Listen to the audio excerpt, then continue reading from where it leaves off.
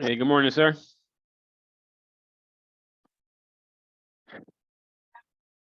Anybody got some activity rolling this morning or this afternoon?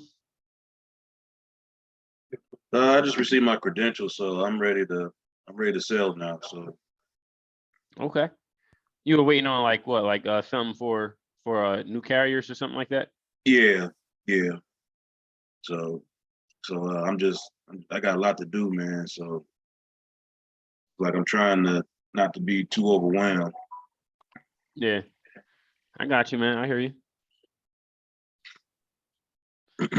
How's everything going with you, Donna? I'm doing good. I finished the training, looking forward to the marketing piece. Okay. I have some old leads that I have some life leads, about 50 of them. I'm gonna go through and do the training that we did the other day, just try to close them up a little bit. Okay. Try to get some Sweet. appointments tomorrow. Yeah. Sweet, sweet. Yeah, I'll be looking up, seeing you on your screen. You always look like real super relaxed. I try. Let's see. How you feeling today, Melissa? I'm good. Oh, I thought I was muted all that time. I'm glad I wasn't saying anything stupid. I'm good. I'm good. I'm just trying to, it's been a rough morning, so I thought maybe I would use this call as a reset and then get on it. Got you. Let's see. So yeah, as far as like before I bring up a particular subject, is there anything that anybody that's actually been active at this point? You know, any struggles anyone been coming across from calling leads or anything from making contact with people? I have a question. Yes. From the training, I noticed I went back and reevaluated where I was missing the boat, getting that appointment. It's probably the first 30 to 45 seconds, that initial tie down, because everybody trains differently, but it's still all the same bullet points. And I guess it's just trying to find the right, like making it your own, because the scripts are so outdated. Right. So yeah. that's So the intro that I have a hard time with. right.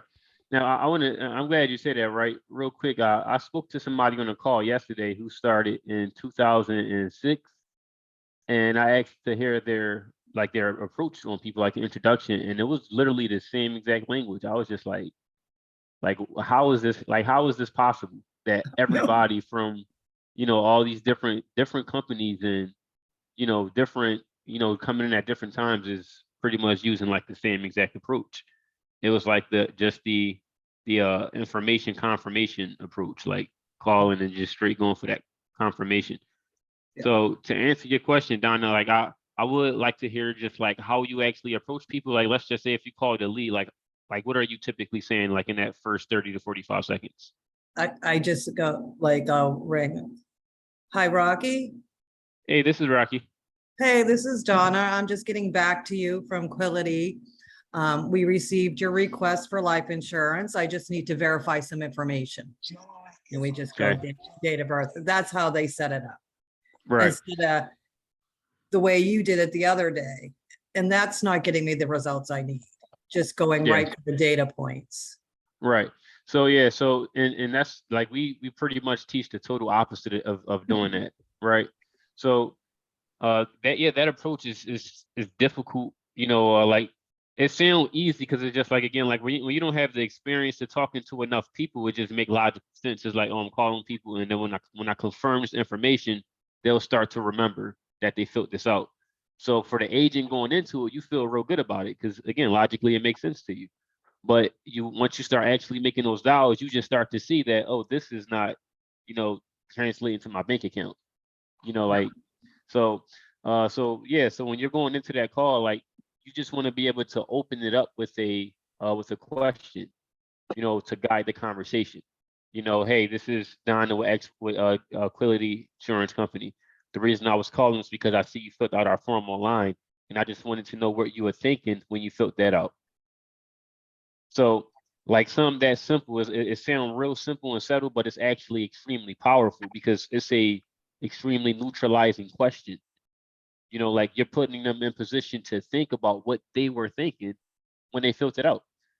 And again, all we want is the conversation to get started. That's all we want. Once the conversation gets started, our ability to control the conversation will begin to take over. Right. That's where our skills to control the conversation. So think about this, right? Think like, have anybody ever been like, you know, just let's just say sitting at like a table or a campfire, anything with a group of friends or family members? Anybody ever been sitting down with just like a group of people somewhere? Yeah. So typically some like let's just say, you know, everybody meet up and everybody sit down. Somebody is going to get the conversation rolling, right? Somebody is going to bring up something. Hey, how are your kids? Right. And then the person will start talking about their kids. So somebody took control and got now everybody's talking about kids. But let's just say somebody else, you know, is getting tired to talk. Like they say this one person that don't got kids, they like, he's talking about kids for 10 minutes now. And then they'll try to switch conversations. How will they do it? By asking a question. Oh, what were your thoughts about the TV show from that came on? You know, well, did anybody watch House yesterday? Anybody see the episode of House? Oh yeah, I seen it. Now the conversation starts to shift. Right. And now they start talking about House, but let's just say one person still like in their mind, they still wanted to know more about some information about the kids from that kid conversation. And they want to switch control. Right. They want to be like, they maybe say something like, oh, real quick, I just want to ask one more question real fast. As far as I know, you said that, you know, time you started school, you know, what school is he going to? Because I'm thinking about sending my kid to school in that same area. And then the conversation shift back to the kid. Right. So it's literally is that simple for us to like control conversations. This is something that y'all can like pay attention to, like just going out places and just, you know, hanging around people and just be observant. You know, don't even go to look forward to like try to start the conversation or anything like that. Just go around a group of your friends, a group of family, and just watch how everybody is like fighting for power of control to have and it's just subtle. They don't even realize they're doing it, but you will understand what's going on. And then by you understanding, you will be able to practice yourself and realize, like, since you understand what's happening in the atmosphere, that you will be able to, like, steal the show anytime you want and talk about whatever you want without them even knowing because you understand what's happening. They don't, they're just, you know, it's like somebody that, you know, they don't really know how to swim, but they just in the water and they just like stay afloat, you know, but you can go like Michael Phelps back and forth, right? So that's pretty much what you want to do, Donna. And it's you know, for everybody, like just get the conversation rolling. You know, pop that question. Did I answer your question, Donna?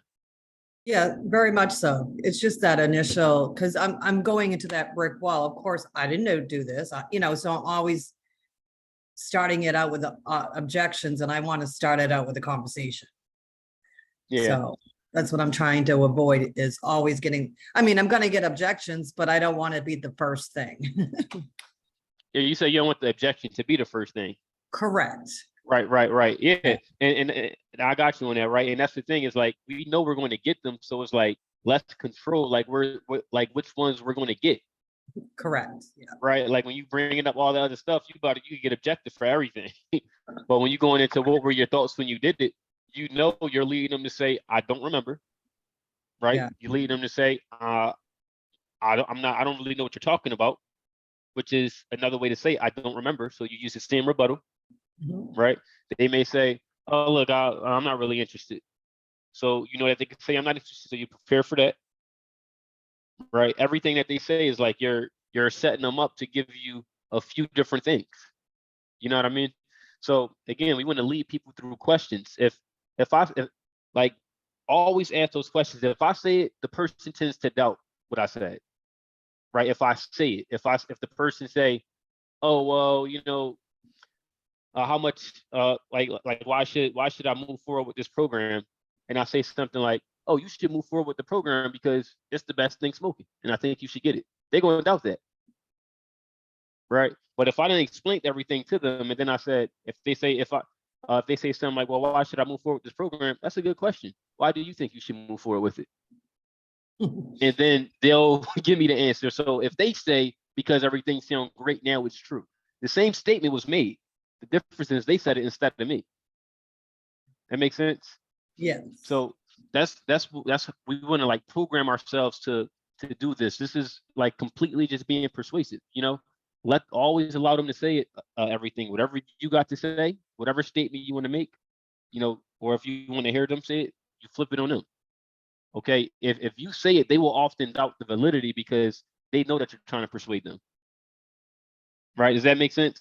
If you sit there, like, just think about like Wolf of Wall Street. If anybody ever seen that movie, that's how a lot of people used to sell in like the, you know, early 2000s, 90s, and 80s. And think, yeah, we got the best thing on the planet, you know, just getting real excited and just, you know, talking about how great it is. And so many people got burnt by that. So now, you know, their antennas is alert. So for us, we can't do that no more.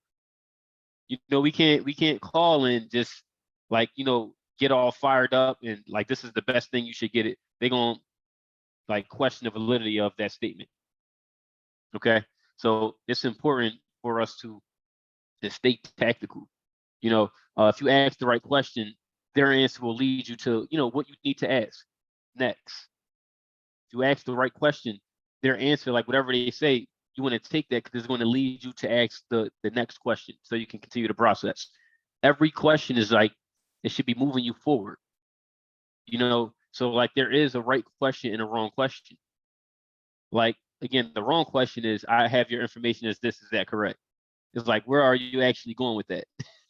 You know what I'm saying? I have your date of birth as this, is that correct? It sounds like you're going directly into trying to, like, you're about to try to sell me something. So they will run from you. I'm not interested. Click. They won't even give you a chance. Like, it's like, but if you notice, you know, like I know a lot of times, even when people first start working with us, just from using this different approach, what were your thoughts when you did that? People are like noticing that they're at least having conversations now. And they're able to see like where it's like, okay, I see where I need to start to sharpen up with my control. You know, so that's the first step for everybody. You know, we all want to be able to get into the conversation, and that's going to start to build up that practice. You know, we're talking to these people. And the good thing is like, again, y'all can always go out and practice with people. Like, you could practice in their house. You know, look at your go over your script, write down all of the rebuttals that you believe you can get from it. You know, try to forecast as much as you can so you can practice that, and you can just go out and approach people and use these things because it's just a conversation. You know what I mean? It's like, it's going to help with everything. It's going to help with confidence. It's going to help with allowing the words to flow more smoothly. You know, so you're not fumbling all over the place when you're calling people over the phone. It'll allow you to be able to not feel like you need to rush yourself. You know, often when we're sitting there testing something, if we're not, you know, 100% confident yet, like when we get the opportunity, we just like try to rush through it. Like, we just like, I just gotta say it. Just let me just try to say it. You know what I mean? Because it's like your nerves and your anxiety, everything is like, you know, up there. So practice it as much as you can. I say arguably practice it more than you're actually making, than you're actually in the field. Like, if you know you're gonna be making dollars for 6 hours, like you might want to practice for 7 or 8. You know what I'm saying? So it's like really, I just want you to understand how important it is to practice this stuff. And, you know, people are everywhere for you to practice on. They won't know that you're practicing. You know, you're literally just practicing controlling a conversation. So when you're asking these questions, again, if your tactics are sound, they can't fight you. Okay? If your tactics are sound, they will not be able to fight back, because like you are disarming them with each question. Like if somebody was standing there, if you could picture somebody standing there with like a helmet, you know, some, you know, armor all over, like sword, every question you ask should be like removing one piece. You know what I mean? Until they're like all their defense is completely down, and then at the end the cell is there. Okay, like we should already have our predetermined goal when we're about to ask these questions. Before you go into it, know what you want. That's why I say, like, if you're going for a telesales presentation, like in your mind, like know that that's exactly what your goal is. I'm not going to sit there and let the person say, oh, well, can we just do this over, you know, can you just come out? Like, don't just break and say, oh yeah, I could come out, you know, and just jump on it like that, because now you just lost that control. Like, you just answered them, and now it's like the ball is on their court and they don't know where to go at because they don't have any goal for this. You're the one with the goal. Okay, so if whatever they say, you always want to snatch back that control and have that predetermined goal as you go forward with your questions, okay? Structuring your questions, each one is a step-by-step process. Like each question should be step by step, towards the final decision, right? Towards that final decision. When we're asking those questions, like when I'm trying to figure out who the beneficiary is, it's like, okay, I know where the X is on the map. I know that's where the treasure, whoever that beneficiary is, if I'm talking to Thompson, and Thompson bring up her spouse and say, yeah, my spouse is my beneficiary, I'm gonna be like, okay, so I know this is the person she care about most. So let me allow all my questions to revolve around this spouse. Okay, everything revolves around him. It's like if you have if you're somebody like a pirate or something like that, you're looking for a treasure. Well, you got that little X spot. That's the treasure is somewhere over here. Like that would be what the beneficiary is. Okay, that's going to unlock everything for us. All the questions can revolve around that spot. I find out it's the spouse. Okay, perfect. So let me ask you this. I mean, if you were to pass away unexpectedly, who would be the person to most likely pick up the pieces? Oh, my husband. Okay. And do your husband have any experience with, handling a funeral or, planning, cremations or anything like that? This person may say yes or no, it doesn't really matter. We just want to get to know that. So if they say yes, I'll say, well, how did that go for him? Do you know, or you can ask questions. Do your husband know anybody that passed away prior? Do he know anyone? Oh yeah, he know somebody. Who was it? It was his father. How did that go? It went pretty well, or it went bad. If either answer they give you, it went bad. Oh, I'm assuming that's why you're going ahead to want to make sure that your spouse will end up in the same situation that he was put in from his father. Is that correct? Yes. So you see like how like that question, like these questions is like getting agreement earlier on before I'm like, I'm nowhere near done with my questions. Just earlier on, I already got this person agreeing with me. So for example, let's just say if I was like, well, was that experience a good experience or a bad experience? Oh, it was a good one. Oh, how was that? Because yeah, his father made sure, everything was taken care of. Oh, so I'm assuming that you will want everything to be taken care of the same way his father did for him as well. Is that correct? Yes. So it's like either way, it's the same thing. Like, you're just asking the right questions to continue to move them forward. So like I'm looking at each one of these areas, like this is just one area. This is me talking about burial, right? Covering the funeral or cremation. I haven't asked that question yet, but whichever one that they want to do, we're sticking in this area. So once you realize like, okay, they understand that this is something they want to do. They want to make sure that this is done. Now I'm moving to another area. It's like this is sold. Okay, we're selling each idea one by one. Okay, perfect. Let me ask you this. I mean, as far as I know, like, and again, we shouldn't be in this area until we found out the financial situation and the health situation. Okay, we always get that stuff first before we jump into these type of questions, because we're going to be going for the close at the end of them. Okay, so again, once we get here, we already know we have an idea of what they will potentially qualify for health-wise, and we know potentially how much they can afford. Okay, so now we're building up the needs. So also, I will transition into something like, so as far as your husband, I know based on the financial situation, you guys are pretty much splitting everything.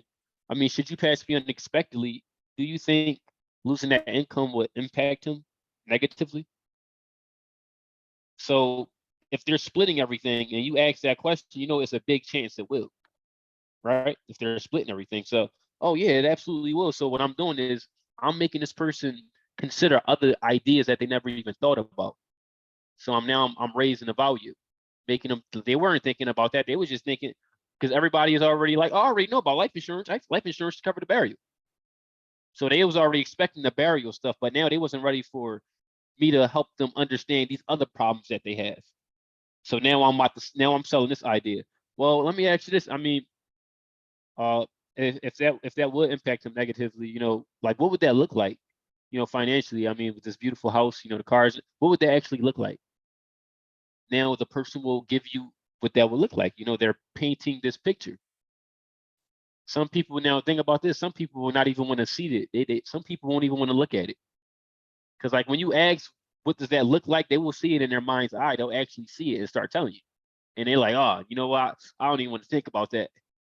I understand that, and I felt the same exact way when, somebody asked me before I got into the industry, but it's important for us to know what these things will look like, So with that being said, I mean, as far as the bills, the car, like, will that be able to stay, within your family, will your kids be able to, continue to live in this house? Like, what do you see happening from there? So you asking the same question, you just changing it up just a little bit, right? You want to get these answers. We don't want to tell them. Like right here, this is often like when agents will feel the need to start talking. We'll start saying things like, well, I know you said that, things will go bad if you financially for him if you were to pass away unexpectedly. And if that happened, I mean, he'll lose the house, he'll probably lose the cars. So we start doing all the talking, making all the statements. So when they hear that, now they realize you are trying to persuade me. So that's why we don't tell them this stuff. We have to let them tell us. And this is how we can phrase those questions. That makes sense to everybody? Okay. So you just want to keep asking those questions, selling them on these things. I will continue to dive into that. I wouldn't stop on what does that look like. I would also say something like, how do you think he will feel? I mean, after losing, how long you said y'all been together for 8 years? Is that correct? Yeah, Exactly. 8 years. I mean, after losing you for being with you for 8 years, and then also losing that income and trying to have to, cope with losing his spouse of 8 years and adapting to that new financial situation and taking care of the kids by himself. How do you think he will feel with all that going on? And then they're going to let you know how he will feel, which is going to be, they're going to. I don't think he will feel good. I think that he'll be devastated. When you say devastated, what do you mean by that? So you make them dive deeper into devastation, right? We got to penetrate these. Like, we don't just let it sit on the surface. Whatever they give us, they're giving us their initial surface ideas. We want them to like deep dive into this. The deeper we go with it, the more it's going to penetrate their core. That makes sense, right? Like, it's going to be like we want them to be speaking from the heart, not just giving us like, oh, like, yeah, like let's just say somebody say, oh yeah, it wouldn't be that bad. Well, when you say it wouldn't be that bad, what do you mean by that? Right? So that's the answer they gave me for my question. It wouldn't be that bad. So now for me, my next question is, well, when you say it won't be that bad, what do you mean by that? And then you can let you know what they mean. Whatever comes afterwards, you always just taking those words and you're just penetrating them until your sell is made. Whatever they answer, you're going to always be able to, as long as you're thinking in terms of questions, be able to take it because you know where you need to get them to. Like, we can control like the whole, like, make this into an emotional roller coaster. Okay, the way I learned this is the idea of taking people through hell and then showing them that, hey, you can actually end up in heaven though. Hell, heaven, hell, heaven. Okay, negative questions, positive questions. Right, that's the negative questions. I'm asking negative questions right now. What would that feel like if this happened? Oh, that wouldn't feel so good. Why? If you're struggling with like really, with mirroring, like at this stage, just always remember you could just say why without saying anything else. Why is that? Like, after you ask a strong question, why is that? Like, once they give you the answer, oh well, I think he wouldn't be doing too well. Why not? Okay, so you can always say why. I mean, that's something that y'all realize kids could use on us 24/7 until we just get to a point where like, all right, kid, like, I don't know, we gotta pray, talk to God, ask God why did he make the sky blue, right? So we can use the same why questions. Okay, another groups of questions is the how questions. How questions. So if he ended up in that predicament, like you said, that devastating situation, how would he get out of it? Or how long will it take for him to get back to, where he's normally, like where he's currently at this point in time? How long will that take? How will he do it?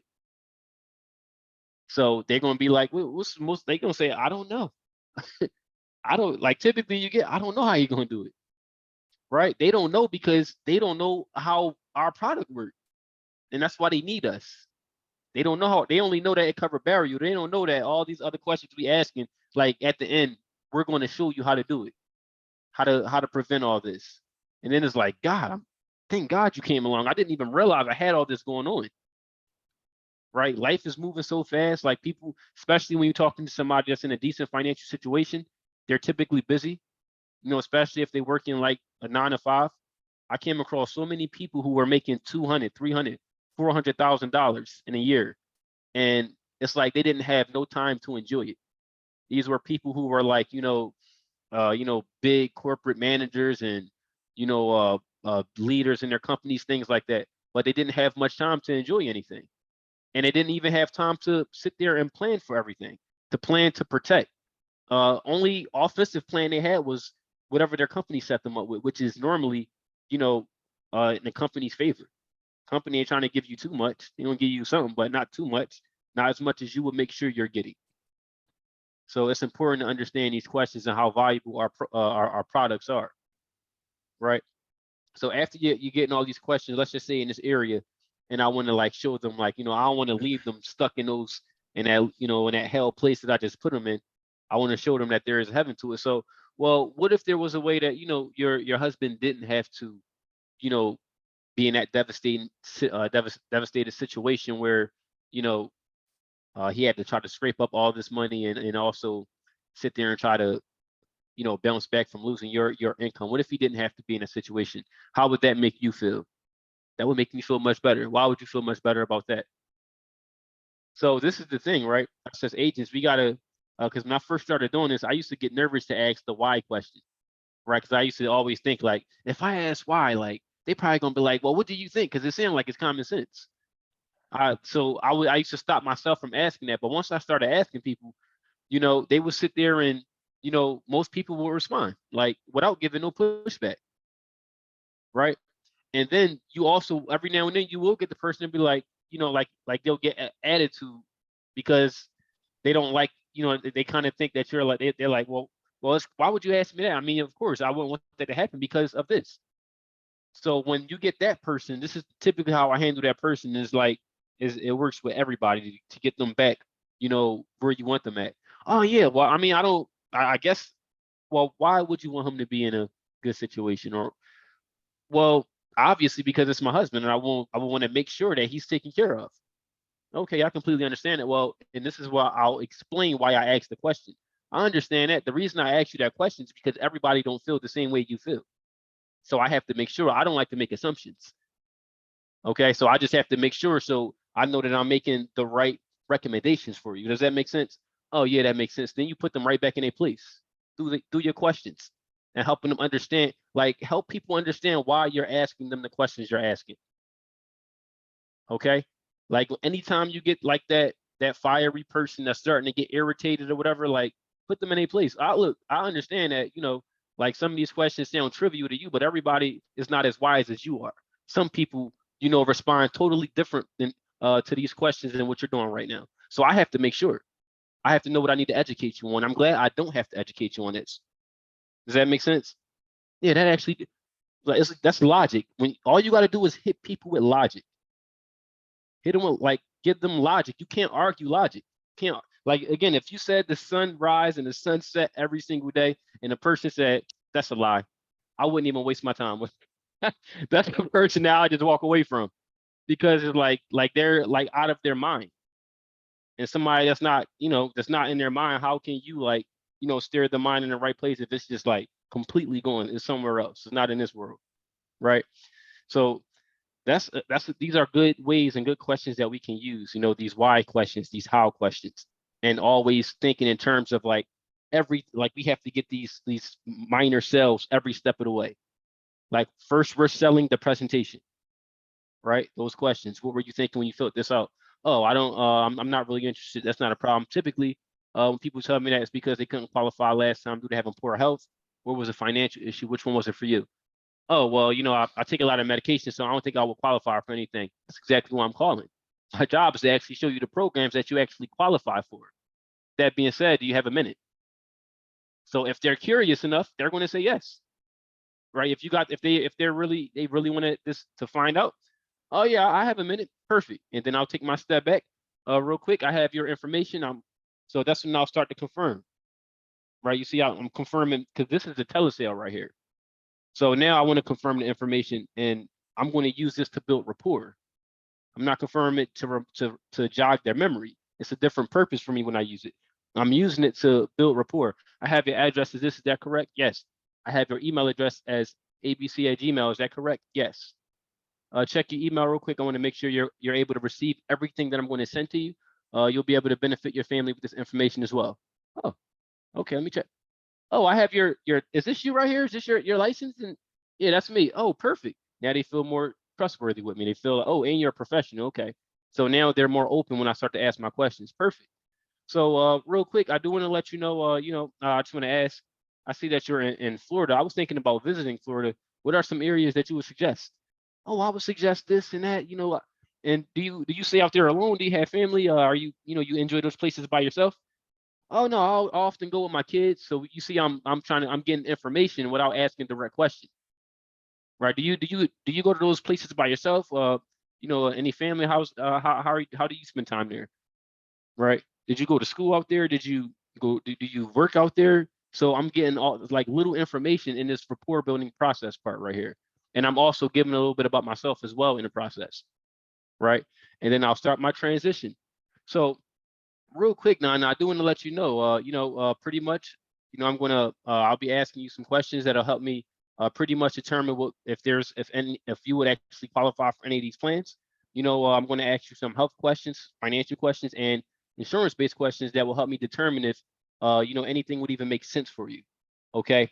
And pretty much my goal with everyone that I talk to is just to be so valuable to you, to be such a great resource that you will want me to work with everyone that you love and care about when it comes to insurance planning. Is that fair? Yes, that's fair. Perfect. And what would you like to get out of this call with me? So that's when they'll give you the answer. Some people, like the one I heard the most, so I always share that with everyone is, oh, well, I would like to know how much everything is going to cost. That's a great question. Typically, everybody want to know that. Once I'm able to understand everything as we go through this process, I will pretty much be able to disclose the information for you. Is that fair? Yes, perfect. And then I'll transition into, asking my health questions, figure out kind of, do you currently take any medications? Are you prescribed anything at this point? I'll bring all that stuff up, and then I'll transition after I go through all that, once I know what they qualify for. So I got a good understanding of what kind of plans you may qualify for based on your answers to those questions. Now, as far as financial situation, do you have anyone else that you're sharing bills with, or is it just yourself? Oh, it's just me. Okay. And about how much are you bringing in on a monthly basis? So when you asking these questions, right, you want to ask them with confidence. If you are asking it and you're like, and you have in your mind that, if I ask this, they might feel like I'm in their business and they might not want to give it to me. It's going to come out in the way that you say it. Okay. So like you want to ask these questions as if like you should be, and reality is you should be, right? We are all qualified to ask these questions. That's why we have our life insurance license. It's important for us to know how much people can afford so we don't put them in a jam, right? We don't put them into a plan that they can't afford. And, it's a backfire on both parties. It backfire on them because now they're no longer covered. It backfire on us because we get a chargeback. So nobody wins. So it's extremely important for you to figure out how much money they have. Okay. Whenever I do like the financial breakdown, I'll ask them how much do they bring in. Let's just say they say like 12 or 1300, and about how much do you pay rent, pay mortgage. Oh, I pay rent. I'll get that number. Find out the utilities. Food bills, transportation fees, if they're paying for a car, anything like that. And then I'm asking them, like, I'll ask them the question after I top off the main things. Is there anything else that you're currently spending money on that on a monthly basis that I haven't asked about? And then you can get that little information as well. Okay. And then at the end of it, let's just say if they say they got $300 remaining, I'll say, so based on this information here, it looked like you have about $300 remaining at the end of the month. Does that feel accurate? I use the word feel because I want to give them the idea to tap their pockets to see if that feels accurate, right? People will typically be like, oh, well, no, I don't really feel like I have that. Well, what does it feel like you have at the end of every month? I feel like I got about $150, right? So that's the number that we want to use. Like when we're doing a breakdown, is not to get an exact number. We do the breakdown just to get close to what may be there. And then we want them to tell us a number after that. Okay. So once we get that number, now we understand what kind of plan they can qualify for based on health, and we know how much they can afford. Like we have an idea. Okay. And then everything else I did prior was where we'll transition into those questions. So yeah, I'm going to ask you some, I want to know, like, as far as, who will be the primary person to pick up the pieces should you pass away unexpectedly? It will be my spouse. And then that's where we're going to start digging into there. So do everybody feel like they have like let's say a better idea on how to go about this, like this questioning process? Okay. So do anyone have any questions, any thoughts for me at all based on this topic?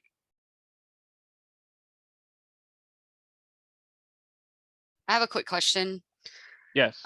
So you are starting the conversation out talking about, I'm assuming you're just going off your lead system. They filled out something on Facebook or whatever, and then you're calling in on a fresh new lead. Do you have an intro for an aged lead?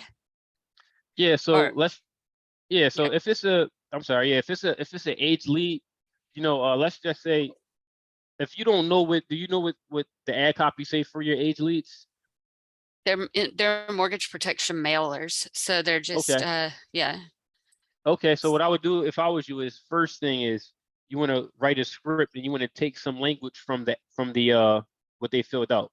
Like if it's a, guaranteed to do this or whatever stun word or power phrase is in there, you want to take that and put that in your opening statement. All right. So for an example, you would call, hey, this is Melissa. I'm giving you a call in regards to the form you filled out, and it had everything to do with the guarantee, ... What were your thoughts when you filled that out? It's the same exact process. Okay. Okay. Don't think about it in terms of an age lead. Don't think about it in terms of age, because typically when we think about it like that, we'll use age language, if that makes sense. So for example, we would call somebody and say, oh, I see you filled this form out some time ago. And so you asking them to tell you, I don't remember. You know what Okay, I'm that saying? makes Like, sense. so because y'all know, like what we talk about in the expect process for prospecting, right? In expect, you say we have to prepare and assume that they're going to object to the words that we initially say. And again, when you call them, they don't know who you are, so they're really listening. They're trying to see who this is that's calling them. What exactly are you talking about? So they're picking up all those little small words. So we don't want to use any language that sound like they did this some time ago, right? We Okay. just calling and getting the conversation started. It's like, I got you now. What were your thoughts when you did it?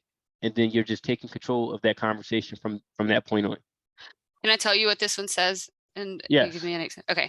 So it says, as a new mortgage holder, you may qualify for a state regulated mortgage protection plan. Benefits may include protection against disability, pays your mortgage payments if you could not work due to illness or injury. Critical or terminal illness provides funds directly to you if you're critically ill. Death pays off your $211,344 mortgage or equity loan in the event of your untimely death. Unemployment covers your premium payments in the event of job loss. Okay, say that beginning part for me again. From mortgage holder, you don't got to say the whole thing. From mortgage holder. As a new mortgage holder, you may qualify for a state regulated mortgage protection plan. Benefits may include protection against. I got you. That's enough right there. So we want to use as minimum as possible. Okay. Yeah. Because again, all we want is the conversation. But we're just using, again, like a lead just give us the excuse. They give us the conversation to have, right? So I will call that person. I would say, hey, it's Rocky with XYZ. It's Rocky with XYZ Insurance Company. The reason I'm calling is because you returned a form to us in regards to the state regulated mortgage protection plan. What were your thoughts when you filled that out? Okay. So you see, it's straight to the point. And as far as like, I wouldn't say new mortgage holder, because you don't really know how old that thing is, right? Yeah. They could have filled it out a year ago, and they're like, oh, well, they must have got this some time ago. Like that will give them the idea that this happened a long time ago. If you use the word new, because again, right, could have been like a year ago, 2 years, you never know. So, hey, I'm calling. I wouldn't use the mortgage protection center and all that stuff, because Yeah, no, I hate like that. it's like it's not the truth. Like none of us work for a mortgage protection center, right? But not Yeah. even just that. It's like if we call and we saying that we working at this particular place, and let's just say the person want to start the investigation, right? Like we make them lie to us when we say did you go with the partial or complete plan? And when they say, oh, I went with the complete plan, and you say why, they trip up because they don't even know what it is. They lied to you. They knew they lied. And then it's like, shoot, I got to try to get creative with this. Yeah. So like the same thing happened if we say I'm with the mortgage protection plan. They say, well, where is that at? Oh, that's here. Where is What is here? my apartment address? Right. Where is here? You know what I mean? Like, so you don't want somebody to, question you about this place, and then, you just lose them. So we want to use the best language we can, which just minimize, us getting, choked up in our conversation as well. If they Okay, start firing back. So, hey, this is Melissa with the Atkinson Agency. You returned a form to us in regards to the state regulated mortgage protection plan. What were your thoughts when you filled that out? And yeah, so I would throw in there mortgage holder. I would say as a mortgage holder, you returned the form to us. I would say that as a mortgage holder, you returned the form. You returned the forms to us in regards to the state regulated mortgage A protection. mortgage holder. Okay. Yeah. So real quick, typically I always would take like two parts from the ad copy. At least, like, I look at state regulated mortgage protection as a power phrase. So that's one Mhm. phrase that I'm incorporating to this mortgage holder. That's just like another power phrase. So it's like I will Okay. always want to take two. Okay. I like that. What were your thoughts when you filled that out? Okay. Got it. Thank you. Yeah, and the person so if the person said to you, oh well, I don't really know what my thoughts were. Oh, are we role playing? Okay. I don't really know Yeah. what my thoughts were. I haven't watched the trainings yet. So, okay. I don't really know what my Yeah, thoughts are. you're good. So look, Yeah. So yeah, that's okay. I just have a form here with your handwriting on it. It covers the mortgage in case of disability, critical or terminal illness, death, or unemployment. It's either yours or Susan's handwriting on here. And all I have to do is just get some information out to you. yeah. So look, so I just wanted you to, the main reason I did this role play with you just now is just because I wanted you to see like how you would approach it right now. Okay. Yeah. So basically, like the approach you just took was, like the person told you that they said, I don't remember, basically. And you just basically try to tell them something to help them remember. Okay. And then you try to tell them that they filled it out, and you try to tell them if it wasn't them, it was somebody else. All of that makes logical sense to, like, like if you had to having a regular conversation with somebody, but on this subject right here, that's not the way we want to approach it. Okay. Okay. So again, like if they say, I don't know what you're talking about, what do you mean? Like anything that give you the idea that they don't know is, you just want to look at it like, I don't remember. They're basically saying, I don't remember. Okay. And then we just want to let them know that's not a problem. Typically when people, and I would use whatever they said. Okay. So let's just say if you're like, yeah, I'm not sure. I would say, well, typically when people are not sure if they fill this out or not, the people that do fill it out, they just want to know how much it costs, how the plan could benefit their families, or exactly what the plan consists of. I mean, since you have me now, who would you like to ask? So in most cases, people will pick an answer because now they have some things to consider that they didn't have prior. Okay. So once now they that say, you oh, have me, what do you want to ask? well, I would like to know what is the plan? Okay. Typically when a person feels, so that's not a problem. Typically when people aren't sure, they don't remember filling this out. Usually the person that filled it out, they were just wondering how much the plan would be. So We'll give them a few options. How much the plan would be, or what exactly the plan covers. So now that you've got me here on the phone, what questions did you have? Well, I would like to know what does the plan actually offer? What's in it for me? That's a great question, Rocky. So before I can figure out which plans you actually qualify for, I just have to ask you a few questions to kind of see what it is that you would need for your specific situation and what you might actually qualify for. So now look, Melissa, that sounds really good, right? But this is the thing, like we want to get into our sales process, not going that route. Because look, what you just did was you used more verbiage, which you gave me more ideas to consider now. Right? All those other things you just said, now I'm like, well, what do you mean by my situation? Got it. Because you use the word situation. So we want to minimize the words that we're using. When I ask you that question, well, what does the plan consist of? I would say that's a great question, Thompson. Do you have a minute? So Okay. now I'm asking you for, can I start my presentation? And then once I get started, I'm taking my step back. I'm confirming some information because you told me I have that minute. So now I have my time to do my process. People understand that processes are in place. Like people, they're used to processes. They're used to when I go to the doctors, I'm going to have to sit and wait. I'm going to have to come in, fill out some forms, wait. They're going to come in, confirm my name again, confirm this again, tell me to stick my arm out. They're used to all this already. So they're not going to, they're going to allow you to sit there and do what you need to do as far as like, in most cases, when you're like, well, I have your address, is that correct? After you ask for that appointment. Okay. So it's a blah, blah, blah, blah, blah. Typically they would, typically the person who filled this out, they just want to know how much it costs or what it covers or general blah, blah. Just want to know how much it costs or what it covers typically. So now that you have me, Rocky, what questions do you have? Well, yeah, I would just like to know, what does it cover? Then that's a great question. Do you have a minute? Sure. Sure. So Perfect. you see how you asking me that question right now. That's giving me time to think of everything you just said. Now I'm like, well, I don't really know much of what's going on, but it sounds important. This person sounds like they got something that I need to know about, and I don't want to miss out.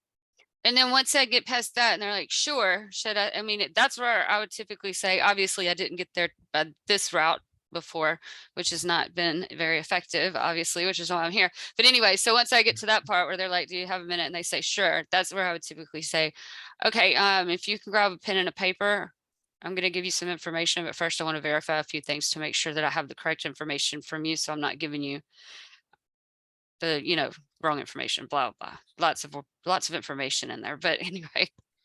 Yeah. So I mean, you can always go that route. There's nothing wrong with that. Like it's good to let them know, right? Like what you just did, that you're going to give them some information. They need to take notes.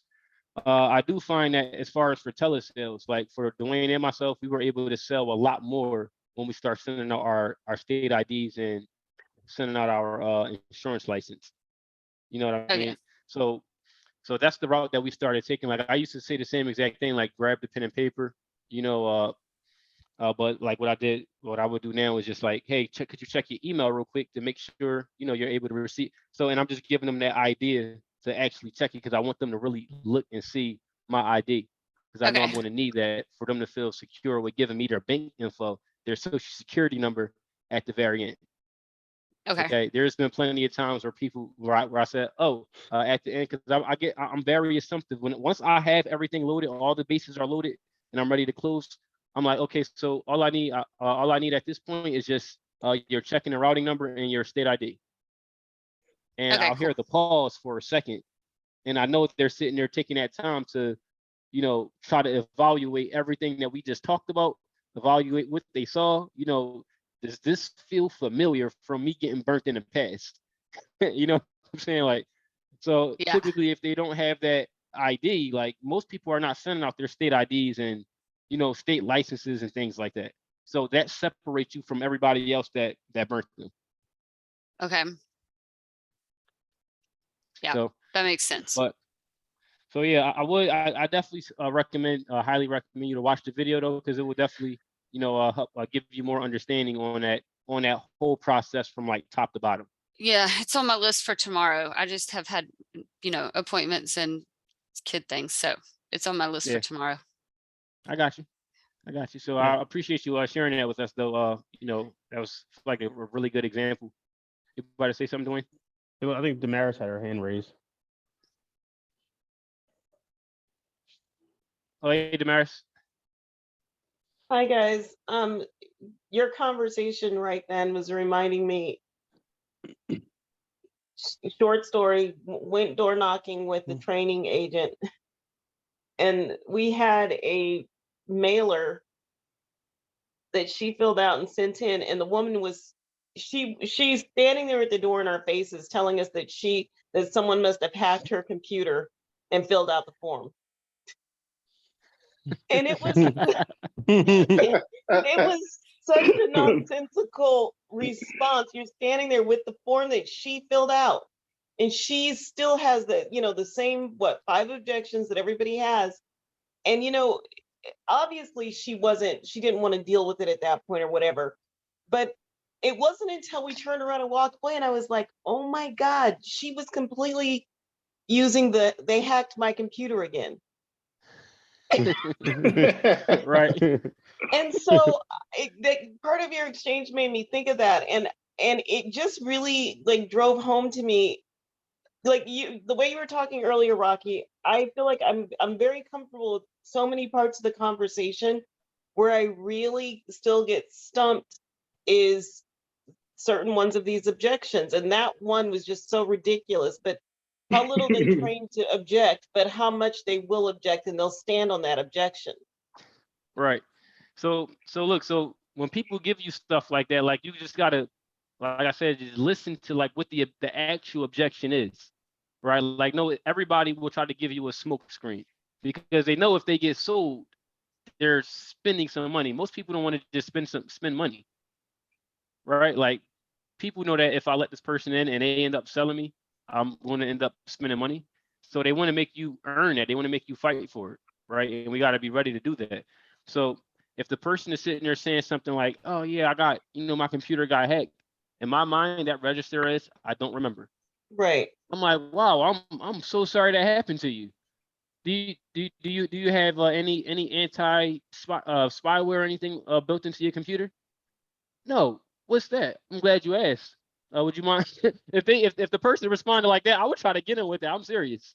If the person said no, no, what's that? I would actually try to use that to get inside, right? But that's not like the final thing. If the person, let's just say, we don't really go that route. I'm like, well, are you familiar with like making sure you're having some type of spyware for your computer?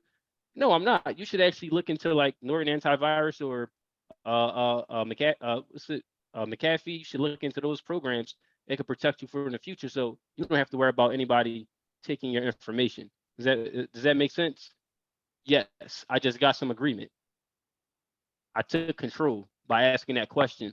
I also just helped that person understand something that it's a big chance they lying, and they probably know they're lying, but they're like, wow, this person, I just lied to this person. This person just took their time to help me out. Right. Right. So I wouldn't just stop there though. You should look into that so that don't happen to you in the future. Does that make sense? Yes. Now, while I'm here, I do want to let you know, typically like people that do fill this stuff out, some of them just want to know how much the plan actually costs. Some of them just want to know how it could benefit their family. Some of them just want to know exactly what the plan is. While I'm here right now, what would you like to ask? So I will use that same exact approach. Like whatever they give you, like you're taking that same language and you're doing something with it. It's like they're giving you this nasty stuff and you taking it and making something beautiful out of it, and you give it back to them. And then you proceed in your process to what you came for in the first place. Okay. Like, don't expect anybody to, to just straight be honest with you. Like I stopped expecting honesty. You gotta really, it sounds crazy, but like you really gotta just expect them to just lie to you. Because it's like when you start looking at it like that, it's like you're gonna realize most people will do it.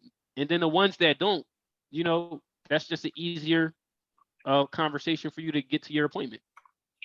But a lot of people will, don't ask me why. I don't know why. Like, I wasn't here when God set this whole thing up. But like it's like, time after time, people will just keep doing it. So just always be ready to like take what they say, give it back to them, and listen for the actual objection. Okay, always like whatever they say, ask yourself like, and you got to be quick with that. Like, what are they saying? Are they, always think of like the top objections. Are they saying they're not interested? Are they saying they're not busy? Or are they saying they're busy? Are they saying they don't remember? And that's when you want to lead them to that objection. Okay. Thank you. Right. You're welcome. Now let's just say this, right? For anybody, again, because I like the mirroring technique, it takes some practice, right? So let's just say if anybody is practicing it and you do find yourself struggling, like you can always jump straight into the lead statement. Okay, the lead statement is much easier. So for example, in that same scenario, if I approach this person, they're like, yeah, somebody hacked my system, and And I'm not thinking of mirroring. I'm not thinking of taking that hacking thing and trying to create something out of it. You know, I would just say, oh, it sounds like you're not really interested in what we have to offer. Then is that correct? Yeah, I'm not really interested. Well, typically when people tell us that, it's because they could qualify last time due to having poor health, or it was a financial issue. Which one was it for you?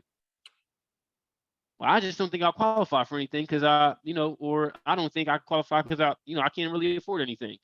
Well, ma'am, that's exactly why we out here. We actually go around showing people the plans that are actually affordable to them, right? Based on what you just said, it sounds like you don't have no awareness of the plans that are affordable. Recording in progress.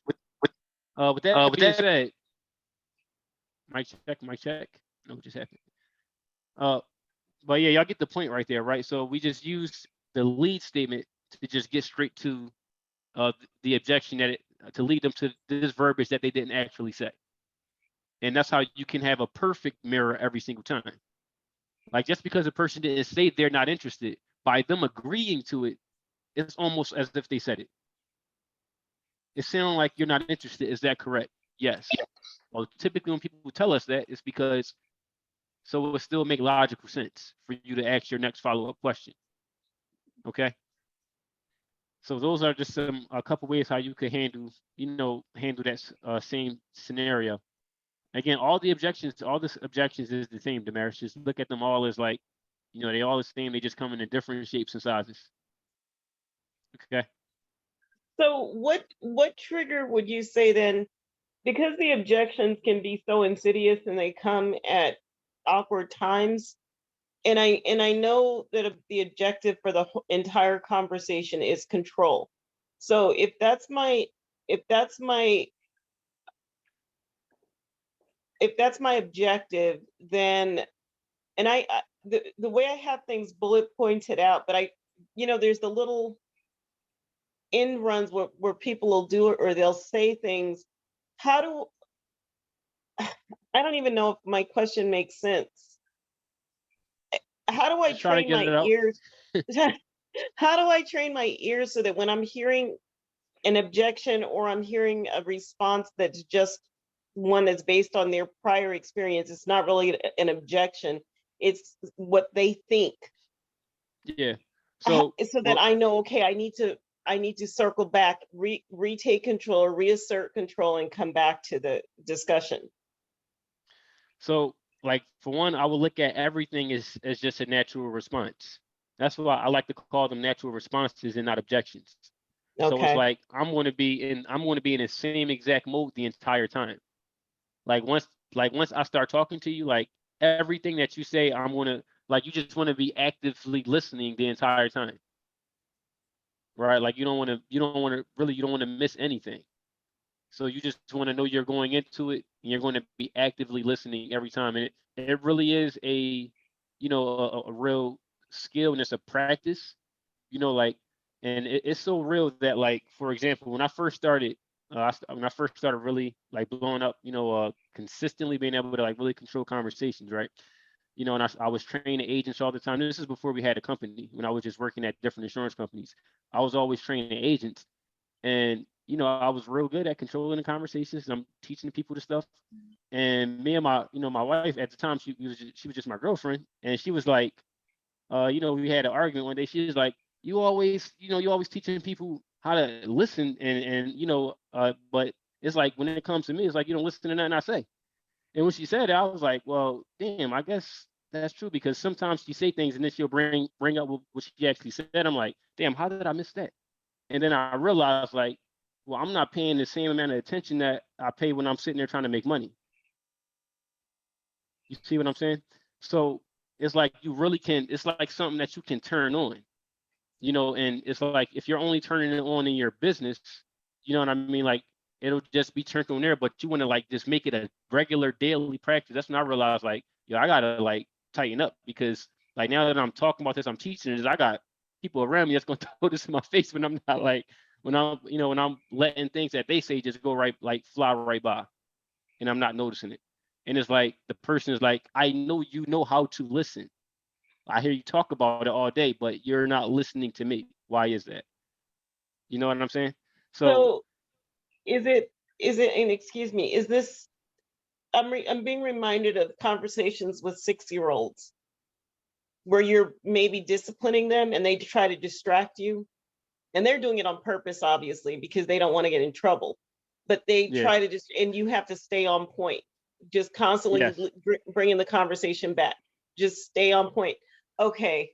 All right. So then that gives me, and I like that because I'm trying to build that frame of reference so that I don't get caught and then wind up, I don't know.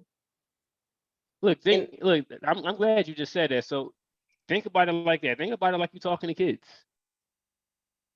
I'm serious. Like when you call in these leads, expect them to try to wiggle their way out the same way a kid would try to wiggle their way out of trouble. Right. That's a very, very good point. Because that's what it feels like.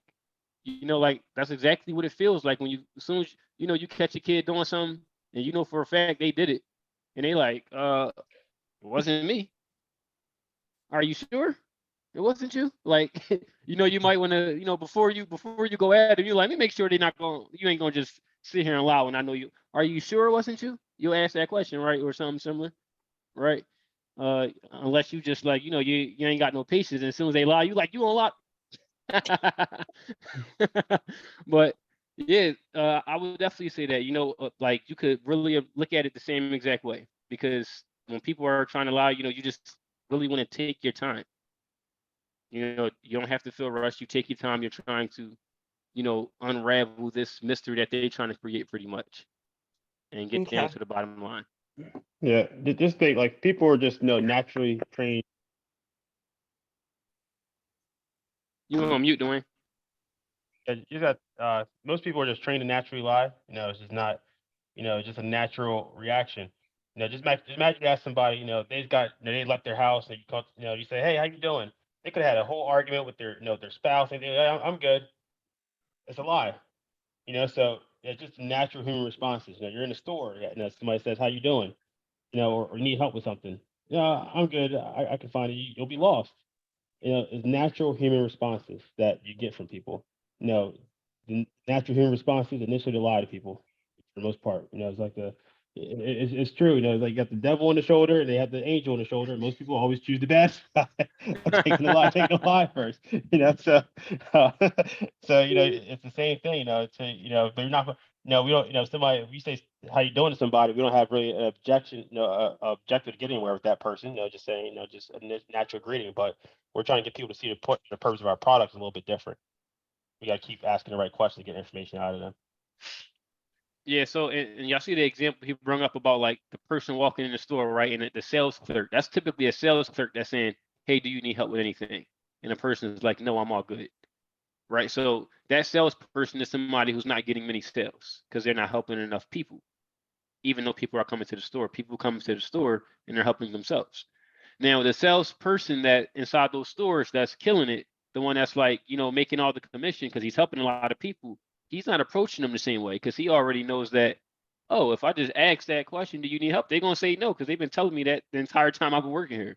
So now they approach differently. They know to approach with questions. The person walk in, let's just say, for example, this is let's just say this is like a suit store or something like that, right?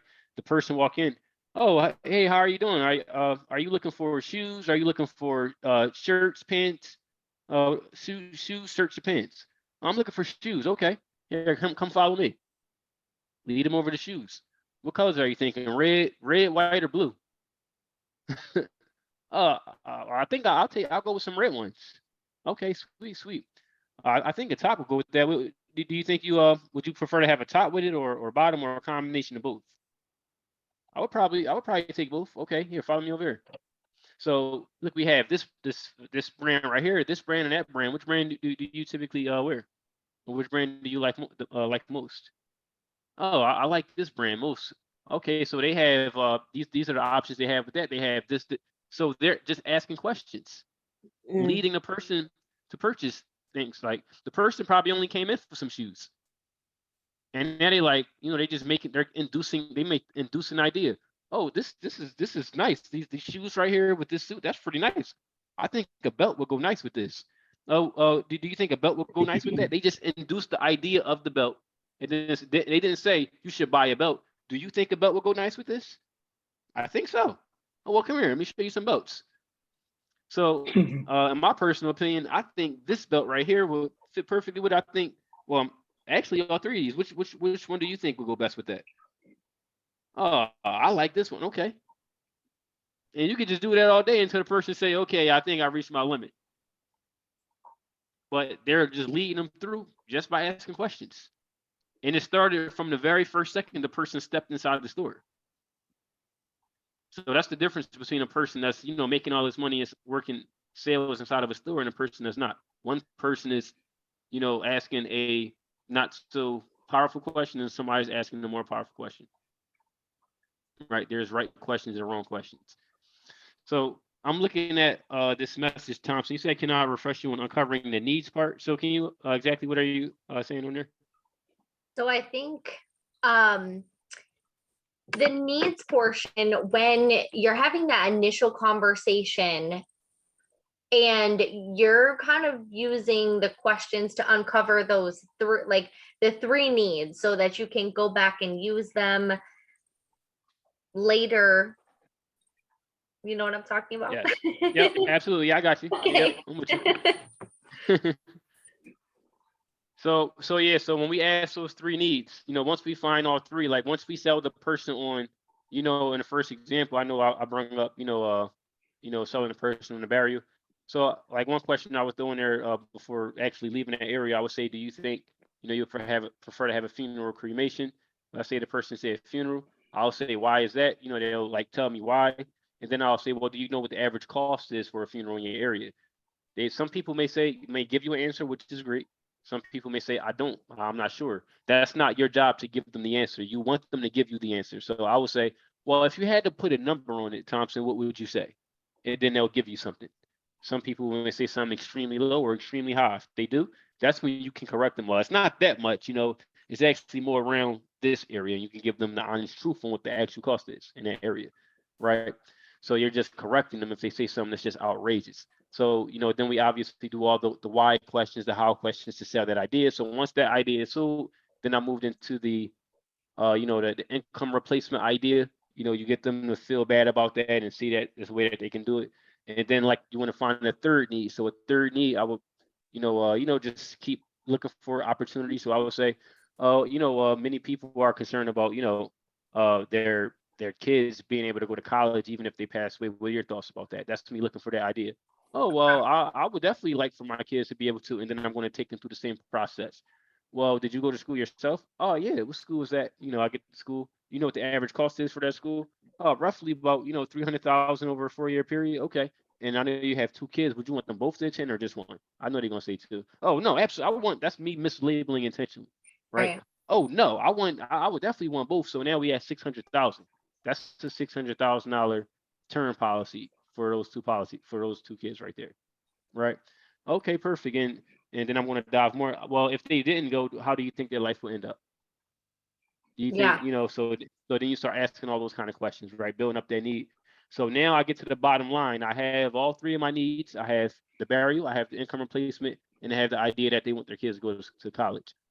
So once I get down to that bottom line, when it's time to bring it back up, that's when I'm going to transition into, so I have some good ideas, as to, how we could potentially, take care of all the issues that you mentioned, so the first option I was thinking of, we could offer you $10,000, and $10,000 will pretty much cover that funeral that we mentioned, right? So your husband will have to think about, how am I going to bury my wife, right? That is going to be taken care of. The second option, it's pretty much, I would say 20,000, and 20,000 our plan is pretty much going to cover. So we didn't go over any numbers in this example. So if we did like a full presentation, I would actually know how much money you make, right? So if I know how much money you make, well, let's just say, for example, if it was for easy math, let's say 100,000. Okay, if it was 100,000, let's just say we talked about like your family would need your 100,000 for the next 12 years. That's 1.2 million, right? So the first plan at 10,000 would just pretty much cover the burial, so your husband don't got to come out of pocket. Okay. Now as far as on the income replacement side, I know we mentioned that you would want their family to be able to continue to live the same lifestyle, even should you pass away unexpectedly, that's 1.2. So that would be 1.10 million plus that 10,000. So that's what that second option will cover. Now, the third plan, it would be to make sure your kids are able to go to school. Okay, so we're talking about that's 600,000, 300 between both. So that's 1.8 plus the 10,000. So we'll incorporate all that and break them down into multiple plans. So based on the three things that we discussed, like what would you like to do for your family? Would you want to make sure the income is completely replaced, your kids are still able to go to school and cover the barrier, or is there something you would prefer to leave out? The person is going to say, oh, I will want to make sure all of it is covered. How much does it cost? So now you're finally bringing out the cost because now you're at the bottom line. And this is where the negotiations start now. Right? Typically with that person, like that example, the person that's like, we're talking about replacing 100,000, it's not going to be it's not a financial issue. It's just, did you build up the needs? Right. Right? They're not moving forward because of financial reasons. Right? So, and that's pretty much how we use it though. That's like, I don't just mention numbers. I don't say, oh, I can offer you 10 grand for this, 10 grand is going to cost that, 20 grand going to cost that, 30 grand. We don't do that. We sell value. That's what you want to sell. These are the options, and the options come directly from everything you found. I'm giving you what you asked for. I didn't tell you this. This is what you told me. Makes sense? Yeah. Rocky, can we talk a little bit about how it would look like going in and having a conversation with not like a lead that was maybe expecting or not expecting your call, but more from the cold side, I guess, would you call that? Like if you're going in somewhere? Yeah, I got you. So real quick, y'all see how Thompson is taking control of this call now. She's asking questions, and where am I going right now? I'm following her lead. I wasn't thinking about talking about cold calling, but she asked the question, and now that's where the conversation is shifting to. Right. So this is just an example of seeing when somebody's asking a question, like they're taking control and shifting the conversation. Right. So this is literally all we're doing. We're just asking questions, changing the conversation. So yes, I love. Yeah. Hold 1 second before you start on this, Rocky. I was asking my friend some questions yesterday, like simple stuff. And she was like, well, why are you asking me all these questions? You sound like my kid's dad. Well, I said, I'm just practicing asking questions. And she said, well, you're doing great, because she went ahead and it was something simple like getting her kid into like an activity. But I checked with her today. I said, so what's up? What'd you guys decide? She said, yeah, she starts in 2 weeks. But I was just asking like, well, how much does that cost? Oh, well, how many times a week would she go? Oh, okay. Well, I mean, that's like $20 like each time. I mean, $20 isn't a lot. So like, what's up with that? And it was funny because she's just like, why are you asking all these questions? And I'm like, I'm just practicing. And it really did. It worked.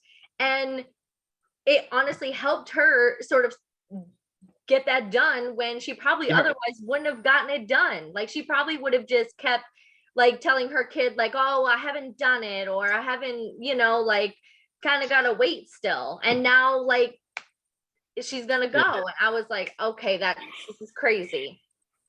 Yeah. It's the part, like this is how you help people, like in everything. Like, and then think about it, look like you were asking her in a caring way. That's your friend. You genuinely care about her. So you was asking her in a caring way. So the same questions that in that same feeling that you were asking her those questions, like that's how I'm approaching people I don't know. I'm asking them like these difficult questions, but I'm asking them in a caring way. Right. I understand that, you said, he would feel bad about that, but why is that? Right. That the way you say it all matters. The way you feel when you say all of that stuff matter. Right. So, but yeah, that's pretty good example, Thompson. So yeah, if it's like somebody that was, that were not a lead at all or anything like that, typically like, because I used to do a whole lot of door knocking, and I got inside a lot of houses that were just from random door knocks, just getting in on the spot. So for example, I would just door knock, hey, my name is Rocky. I work with XYZ Insurance Company. The reason I stopped by is because my company were trying to reach you over the phone. They couldn't get a hold of you. I'm not sure if you responded to our ad on television or if you filled out something online. What were your thoughts when you pretty much reached out? I know they're going to see I don't remember because they didn't really do anything. So they like, I don't remember doing any of that. I understand. Typically, people who do fill out the form, you know, they just want to know how. I say the same exact thing. Yeah. They're like, Transition, yep. yeah, they're like, oh well, I mean, well, what is the plan? I'm glad you asked. Do you have a minute? Like, I'm lighting up as if like, you know, like you came to my door and I'm willing to help you out. I'm glad you asked. You got a minute? You know what? Sure, because they're curious. They want to know. Yeah. Right. So now I'm in. So once I go in, I'm like, oh, you know, I'm complimenting. You know, this is a beautiful house. How long you been living here? Oh, I've been living here. So when I first get in, I'm talking about, you know, I'm building rapport. This is a beautiful house. How long you been living here? Oh, I've been living here for this X amount of time, and you know, I'll look for like some highlights somewhere, you know, like a graduation picture, a trophy, anything, you know, if I can, and if I spot it, I'll be like, oh, did you used to do play this, or did you graduate? What school you graduate from? Anything like that? No, I graduated from, because it's just so organic. Everybody teach form. They teach building from, you know, family, occupation, recreation, motivation, things like that. That's really great if you don't have anything to build from. But in my personal opinion, I believe there's always something to build from. Like, again, even when you're doing telesales, you know, you can, when you bring up the address, you can say, I plan on visiting there. So that's still something that's more realistic than just saying, hey, what kind of hobbies you do? It just don't Yeah. sound natural, right? But yeah, once we get in there, I'm building up that rapport, you know, we talking, and I'm making them enjoy my company before I start talking about anything. So once I feel like, you know, like this person is smiling, you know, they're offering something to drink, or if they don't offer, I'll ask, hey, would you mind grabbing me a glass of water? I've been out, you know, helping people all day. You mind give me a glass of water? Yeah, sure. And you know, we talk. So, and once we sit down, we mind if we sit over here at this table? Sure. Okay. Perfect. Perfect. And once that whole connection is made, you know, I'm just going to start the transition. So yeah, basically, you know, I pretty much help a lot of families. You know, I work with a lot of families in the area. You know, pretty much I ask a lot of questions to see what kind of plans they would potentially qualify for, if it would even make sense for them, right? And as far as yourself, like, do you currently have any insurance plans or anything in place? You know, health insurance or life insurance. So I always lead like that: health insurance or life insurance. So they don't just think I'm just this life insurance agent, Yeah. right? Do you have any type of plans already in place at the moment, like any health insurance or life insurance? They may be, oh, I have health insurance at my job, but I think I got life insurance through work for the most part. Okay, that's perfect. As far as the plan that you have through work, now that's where I'm about to start my questions from there, Okay. right? As far as the plans you have through work, you know, do you know how it works? You know, how much you're supposed to get? You know, how much it will actually cut down after X amount of time, or if you leave, if it will stay with you? I start inducing these ideas they never considered. Nobody never asked that and never thought about that. Well, that's exactly why we stop by people's houses. You know, we know that a lot of people aren't considering the reality situation that they're actually in.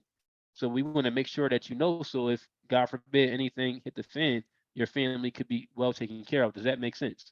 Yes, I just got my first agreement. Right. So now, once every step they agree, they're following along now.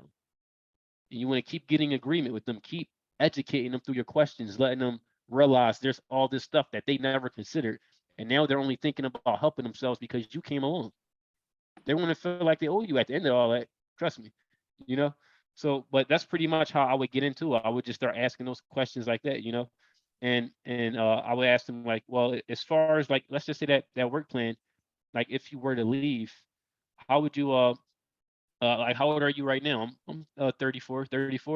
How long do you plan on working at your job? I plan on probably retiring there. What is that, about age 64, 65? Okay, that's sweet. So, I mean, let's just say, you know, about 30 years from now you retire. Would you want to be taking out a new life insurance plan 30 years from now? Or would you rather get it at a much lower rate while it's at your current age? They may say, I would rather get it at a lower rate. Or they may say, well, what do you mean by that? That's the right question that we want them to ask. I'm glad you asked. We just led them to ask us that. Or we led them to agree with it. Either way, we win, because that's the right question. Right? Well, what do you mean by that? I'm glad you asked. You know, typically when people, you know, have a job, they leave, if they leave their job, you know, it's 9 times out of 10 don't come with them, but if they retire, we come across so many people that's 64 or 65 who we have to supply a policy to, and I feel bad for them. Yeah. I see how much it costs them for 10 grand. This is what I'm telling the person. I feel bad for them. You know, I see how, like, for 10 grand, they're looking at like $70, $80 a month. just for like $10,000. You know, some companies it's like $90, $100, depending on the company. And you don't know who you're going to come across 30 years from now. Yeah. Right. So, you know, what are your thoughts about that? So I will share that with them and then have them give me what they think about that. What are your thoughts about that? Oh, well, I want to make sure they understand. So are you basically saying that, you know, if I retire, I'm going to have to get another policy? Pretty much. So yeah, if you retire, you're gonna lose your company's policy. So you'll be in a situation where if you want to take care of your family, yeah, you would have to get a personal plan. But based on the way insurance work, they're going to charge you at your attained age, which would be at 64, 65. And the older you are, the more it's going to cost. So now I just gave them that information, and now it's time to take control back, right? So would you prefer to pay a much higher rate at age 65, you know, when you're receiving your retirement, living off minimum checks, or would you prefer to get it at a much lower cost, you know, while you're much younger? Oh, I would rather get it at a much lower cost. How much is it? I'm glad you asked. I mean, I can't really tell you any price because I don't really know your current situation. As far as like right now, what kind of medications are you taking? You see where I'm going? Yep. And what now about how much are you bringing home every month? And then I'm going through the financial situation. God forbid you were to pass away today, who will be the person to pick up the pieces? Would it be a funeral or cremation? Same exact process. Yeah. Well, we just have to, you know, we have to prospect them first. We have to, you know, that's pretty much like the real qualifying process. That's what actual qualifying is, right? Everybody is qualified for. I'm sorry, what you say, Thompson? What if what if you're not in the position to be, what if they don't have that minute? You know what I mean? What is the best way? Like, let's say like I'm out doing laundry because I don't like doing laundry for a long time. I like to just throw my stuff in the laundromat and be done. But it's like there's a lot of people sitting around the laundromat. I could just smile at them, strike up a conversation, you know, get their information. Or where like at the grocery store or something, you know, I get people's numbers like around, but then I don't know what to do with them. Yeah. So look, so as far like so the example I just gave you, right? That was more so if you just knocked on somebody's door and you had them at the door already. Yeah. So if you're just out and about, you're just trying to get the information, right? Okay. So yeah, if you're just out and about, like I'm not trying to present to the person on the spot. Like you want to give them the idea that you are extremely busy. Right. Which right? I am like I'm so busy. Yeah. Right. So yeah, like I'm saying, even if you're not busy, you want everybody to think you're busy. You want everybody to think that you're servicing all the families in the community and all the communities, especially if you license in 9-10 states. Like I'm servicing 10 states right now. You know, I'm completely booked up, right? Yeah. So that's what you want them to, the idea you want them to have. So, okay. So basically, like, you know, from there, you know, you're just striking up the conversation. You know, yeah, if you're sitting down in the laundromat, yeah, many people today are concerned about, you know, wondering how their families are going to be taken care of should they pass away unexpectedly. What are your thoughts about that? Oh, and then people will start telling you their thoughts. Person you're talking to that listen to your question will start giving you some. Oh, well, I think that, you know, people should make sure their family's taken care of. I agree. I mean, based on your response, it sounds like you're somebody that know how to make sure your family is all good. Mm-hmm. Sound like you're pretty much all taken care of. Is that correct? Oh, absolutely. They don't even know. They don't really know exactly what you're talking about. They're just agreeing because they'll just everybody want to be doing good. Everybody want to be right. Right. They don't even know what you're talking about. Absolutely. Oh, okay. So which plan are you currently working with? If you don't mind me asking, the partial plan or the complete plan? Oh, they like I'm already into this now. I gotta say something. I'm gonna go with what sounds more superior. Everybody want to appear more superior. Oh, my family is taken care of with the complete plan. Oh, why did you go with that? I would, like if you're right with me, like it's way easier because you could give them all the expressions, the facial expressions. It all matters. Right. Why'd you go with that? They're like, oh well. Because I thought it was going to make sure my family is all taken care of. Is it something that you know that I don't? I'm glad you asked. I believe it is based on your response. Now, unfortunately, you know, we're both in here washing clothes. I can't cover this with you right now. But as a courtesy to you and your family, because I see the situation that you're in, I would be willing to, you know, squeeze you into my schedule. You know, here, take my card. And then I would ask them, for their number. What number can I expect you to call me from? Because I don't like taking numbers from people who not saved in my phone. Yeah. So that they're putting like, oh, this is like a real, like this person is for real. This is not like just somebody that, this was just some smoky, blow in the air Yeah. conversation. To get You them re-engaged later then. So let's say, cool, you have a cool little 10-minute conversation with someone. You're like, yeah, you exchange their numbers. Let's say like later on, what's the best way to engage them?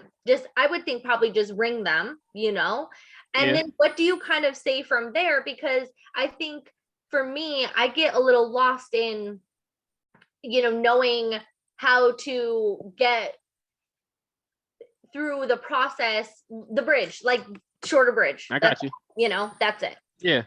So it's pretty much similar process. You just it's much easier because it's like they actually met you face to face. You actually have a place to reference. So for the most part, like the I don't remember. I mean, you can still get that every once in a blue moon, but that's like with this approach, it's almost hard for the person not to remember that, right? Like I'll get that person. Hey, this is Rocky with XYZ Insurance Company. I met you in the laundromat a few days ago. How are you feeling today? So I'll just give them the place that I met them at. So, I mean, if it was a laundromat, that's kind of difficult. You know what I mean? Yeah, I'm the guy you spoke to in the laundromat. How are you feeling today? I'm feeling pretty good. Yeah, sweet. I'm actually just calling to follow up with you based on we were talking about the complete plan you said that you had mentioned. As far as right now, I was just really following up to touch bases. My schedule was completely like booked up. Like I don't know if I told you, I manage over 7 states at this point. But like the conversation we had, it really piqued my curiosity, and it really made me want to make sure you and your family was taken care of, because it sounded like you guys are not in the best situation. So I was willing to just squeeze you into my schedule just as a courtesy. I met you. You seem like a very honest person. You sound like you want to do the right thing and take care of your family. With that being said, I'll be available Tuesday or Wednesday. Which day is better for you? So it's like, it's kind of hard for some, like if you telling them they seem honest and you telling them, like, it's kind of hard for somebody to just be like, damn, like he must not know me. But I think I think I like this though. I think I want a friend like this to believe, to speak this good stuff into me. Yeah. So Right. but that's how I would approach it though. Yeah, and then the rest just falls right in line, because for me, it's just sitting in front of the computer dialing. Well, I get bored. So, and I get lazy.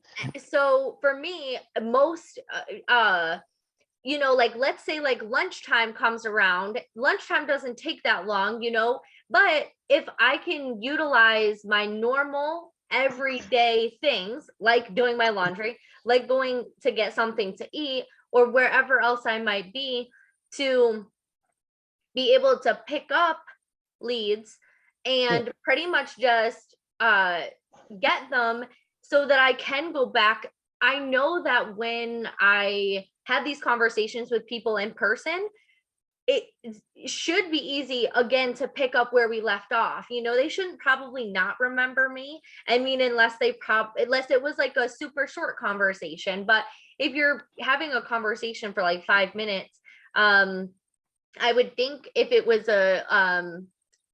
if it piqued their curiosity enough that when you gave them a call, they would probably want to continue that conversation.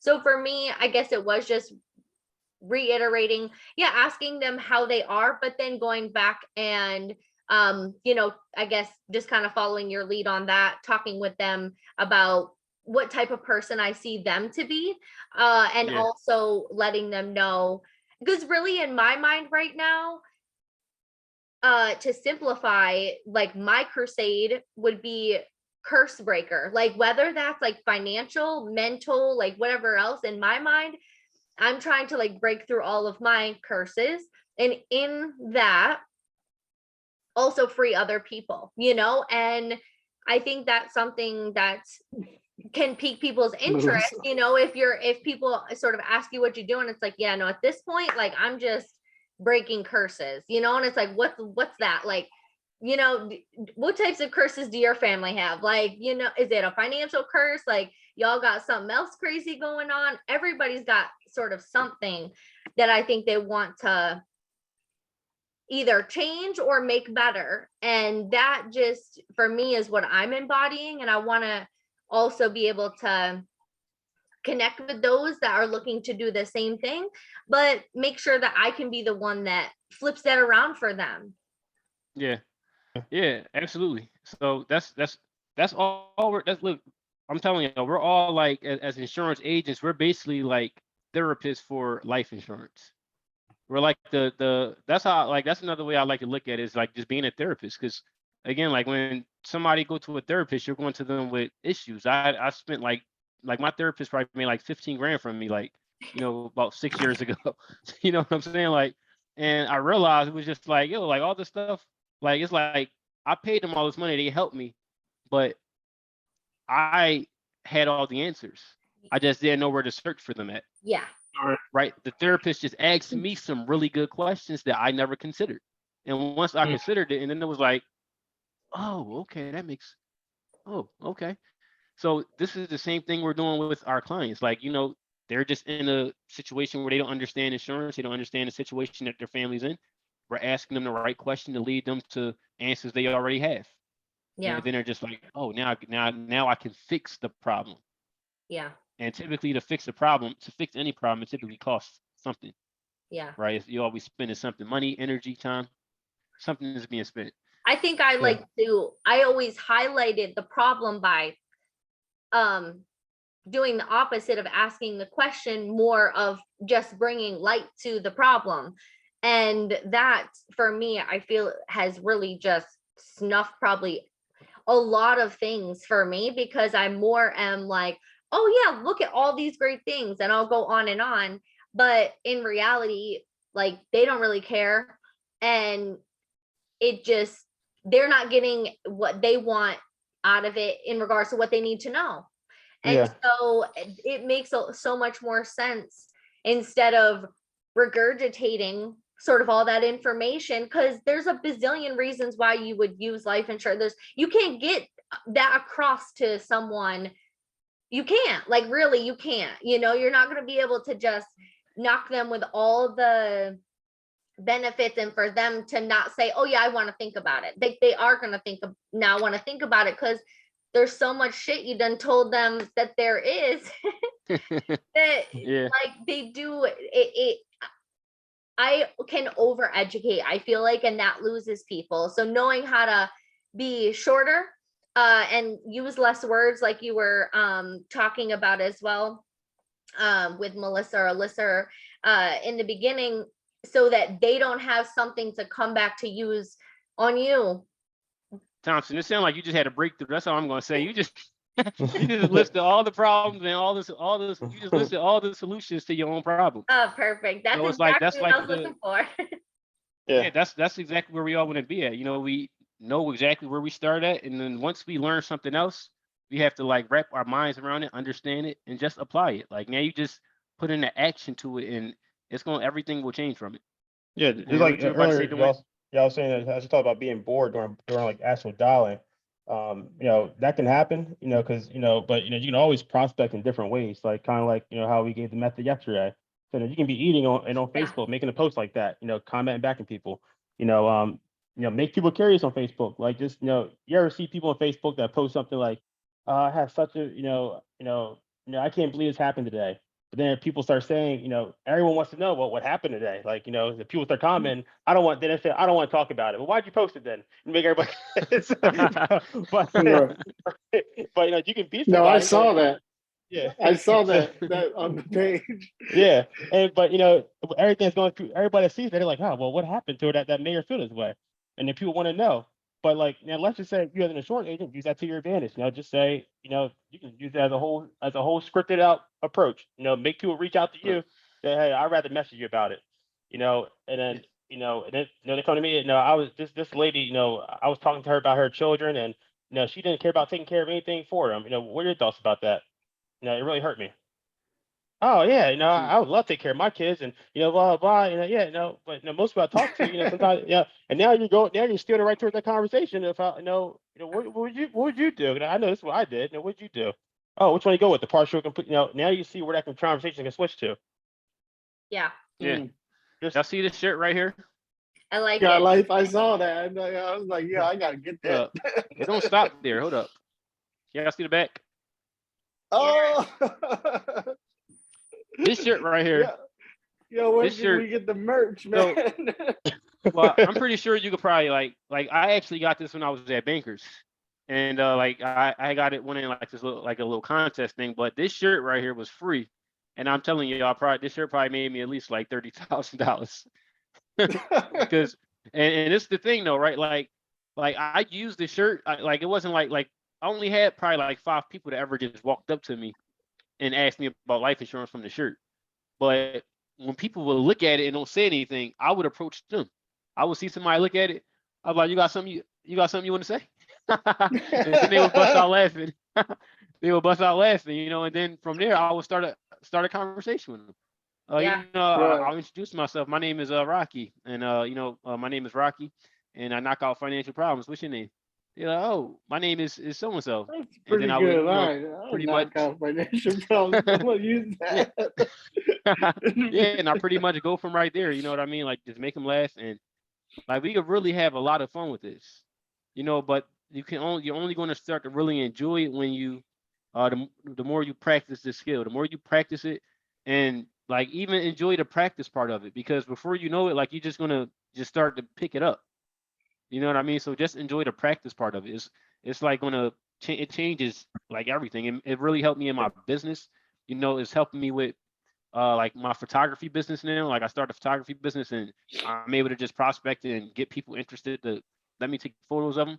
It helped me in my relationship with my family, my friends, everybody. So it benefits you everywhere. Yeah. Like I even get free cookies once in a blue moon when I go inside Subway. I'll be like, oh, would you mind if I get a free cookie? Some people will say, yeah, sure. It probably take about like 14, like probably like 1 out of 14, you'll get some free cookies. I'm serious. Like, but I always ask for some free cookies because I know that I'm eventually gonna get some. If they say no problem, I'll buy 3 of them. Right. But yeah. So Yeah. anybody have any? Oh wait, Dwayne. No, I was gonna tell you, like just for practicing, like even like me and Rocky, we do stuff all the time. We try to make little jokes, like these headphones here. Rocky's big in his accessories. Everybody, just so everybody knows, he's really big in accessories. So whenever he's like, "Yo, Dwayne, I guess what I found," I'm like, I'm not interested. And then he starts going to a sales pitch why I should buy some type of accessory that he found. So I sold him on these $450 headphones. I said, Dwayne, do you have 2 kids in your house? He said, yeah. I'm like, do they make sound or are they mute? He said, they make sound. I'm like, do you do trainings online, like over Zoom live? He said, yeah. I'm like, do you think your client should, that's paying you good money, do you think they should hear your kids in the back the whole time you're trying to educate, or do you think they deserve not to hear your kids in the back? He's like, he stopped answering me. He said, Rocky, I'm gonna go buy. I said, leave me alone. Wow. But So I was yeah, just you- gonna say, I had a question. yes, Well, sir. first of all, I did not know that y'all were. I mean, I see it in training, but people are really out here prospecting in laundromats.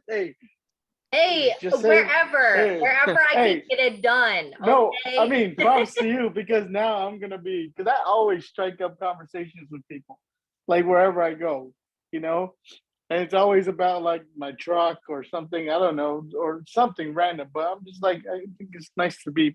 I'm a social butterfly, I guess.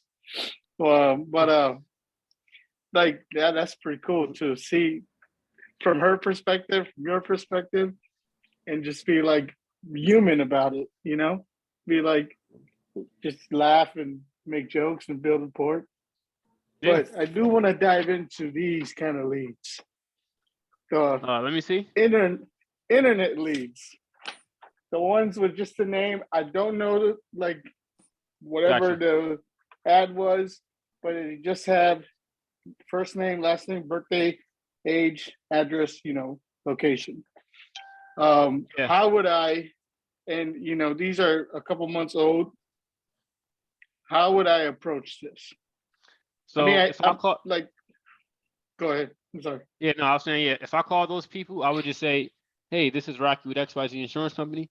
The reason I'm calling is because you filled out our form online, and I just wanted to know what your thoughts were when you filled it out.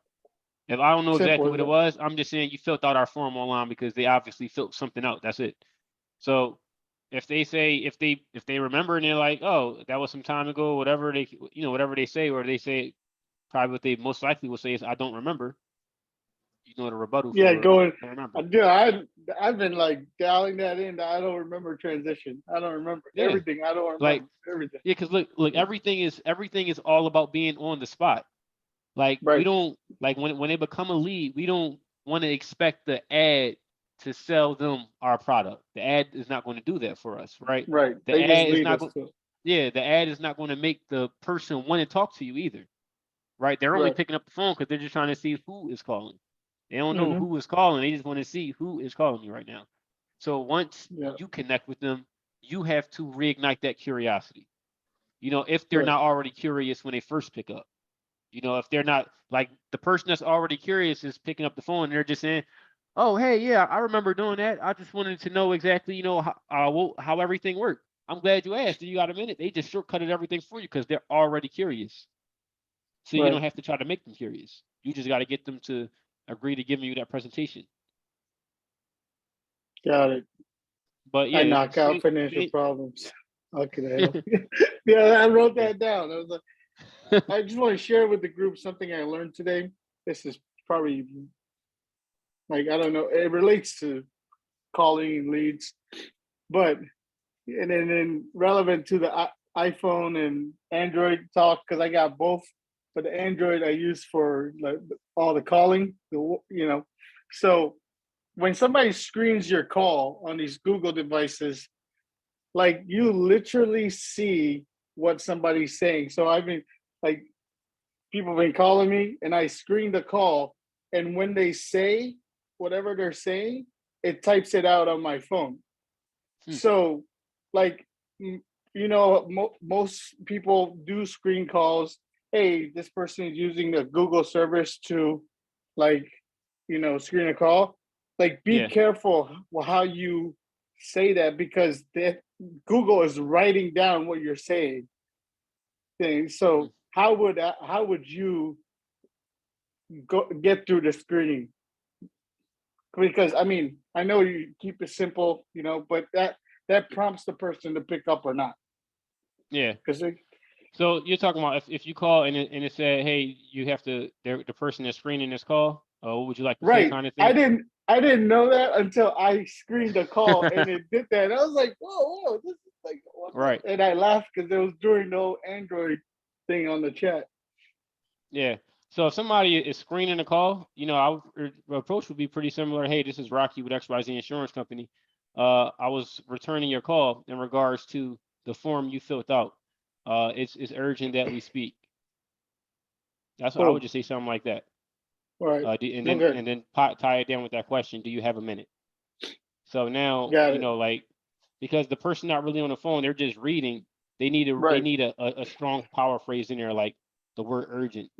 You know what I mean? Urgent. And then you asking the question, do you have a minute? So now the person can look at, oh, apparently I filled out something online. They have my information. This is something that's urgent that I filled out apparently, and they want to know if I have a minute. Do I have a minute to figure out what all this is? Hmm. And now they can, Got it. I mean, decide if that's they want to. So I would just say something simple like that. Again, you don't want to say too much because right. then they start to be Simple. like, oh, I already know exactly what this is, or you know what I mean? So just say who you are, why you're calling, right? Yeah. Who you from? It's simple. Who you are, where Right. you from, and why you're calling. That's it.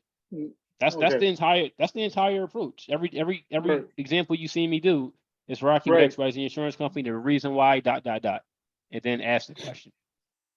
Got it.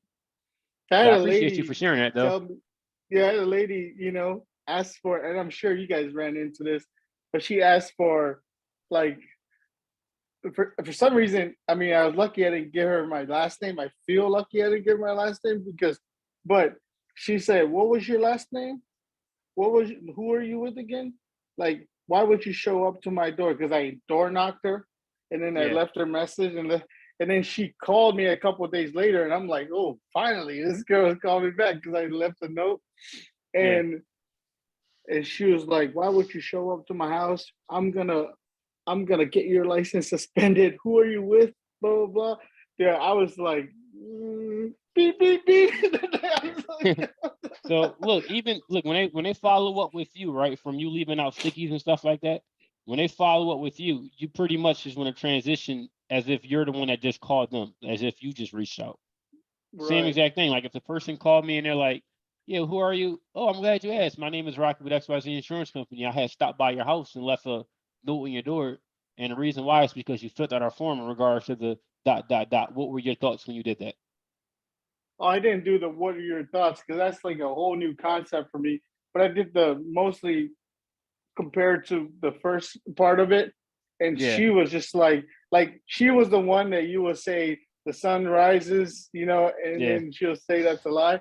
Dude, but like it got to the point where I just had to hang up because she was just saying that I guess she had done this before. She's like, I've done this, so many people got them like banned, blah blah blah. So I immediately was like, but look, think about this though, right? She may not even really know she don't even know exactly what it was that you were offering. So she don't even know if it's something she really done before. right. So whatever they say, like I don't believe nothing they say. Like Right. you never really gave yourself a chance because you didn't neutralize her. She only got to all that because she wasn't neutralized with the neutralizing got me. question. She You see what I'm armbarred the saying? shit out of me. Yeah, she took control. Who are you? She asking the questions. Why did you stop by Right. my house? She's asking the questions. Right? Right. Who are you? That's a good question, man. My name is Rocky with XYZ Insurance Company. The reason I stopped by is because ... What were your thoughts when you did that? Now I just took control back. Oh, okay. I should put a big board right behind me when I'm dialing saying, like, don't believe the lies. Yeah. so I can see it every time I'm dying. So, an idea. Nope. I don't know. But yeah, I feel like this I feel like everybody has some pretty great questions for this call right here. Is there anything else y'all would like to conclude with before y'all go into the weekend? Anything that y'all plan on doing? I want to hear from Esther. Esther, what you got? That's my running mate, by the way. Hey, accountability, we're on it. Esther, you're muted. What you got? I think Esther oh, there she go. I don't really have much questions. I'm just listening. I'm taking notes. All right. Okay, Yeah, perfect, good. perfect. So yeah, well look, I wish everybody the best of luck, over the weekend. If you do have time to go out and prospect, like again, the quicker you hear something and you feel like good about it, like you feel enlightened, you want to apply it right away. Okay. You want to apply it, start operating within this stuff immediately. Okay, like when you're trying to like really, when you're trying to like really like become something different, like from some new information, you have to not only like internalize it, but you also have to, emotionalize it. All right. You have to internalize, then emotionalize. Internalizing is just saying like, I understand it. It makes sense to me. Like, like you're intelligent and you're picking up on everything. But emotionalizing is like, feeling this new stuff and going out and acting it out. Okay, putting into action. When you feel the stuff that you're learning. Like right now, this is just kind of like it's just like made of knowledge in your minds. Like just like it's just there. But emotionalize it, and now it's like it start to become real. And then the more you do it over a period of time, it's going to become permanent. If you don't start emotionalizing right away, it will not be permanent. It will just be a good idea you heard that, you didn't, jump on. Okay. All right. So yeah, y'all have a blessed weekend. Okay. You too, Last man. question before you take off. Guys. Yeah. Thanks, guys. All right, bye. Go Yeah. ahead, Hattie.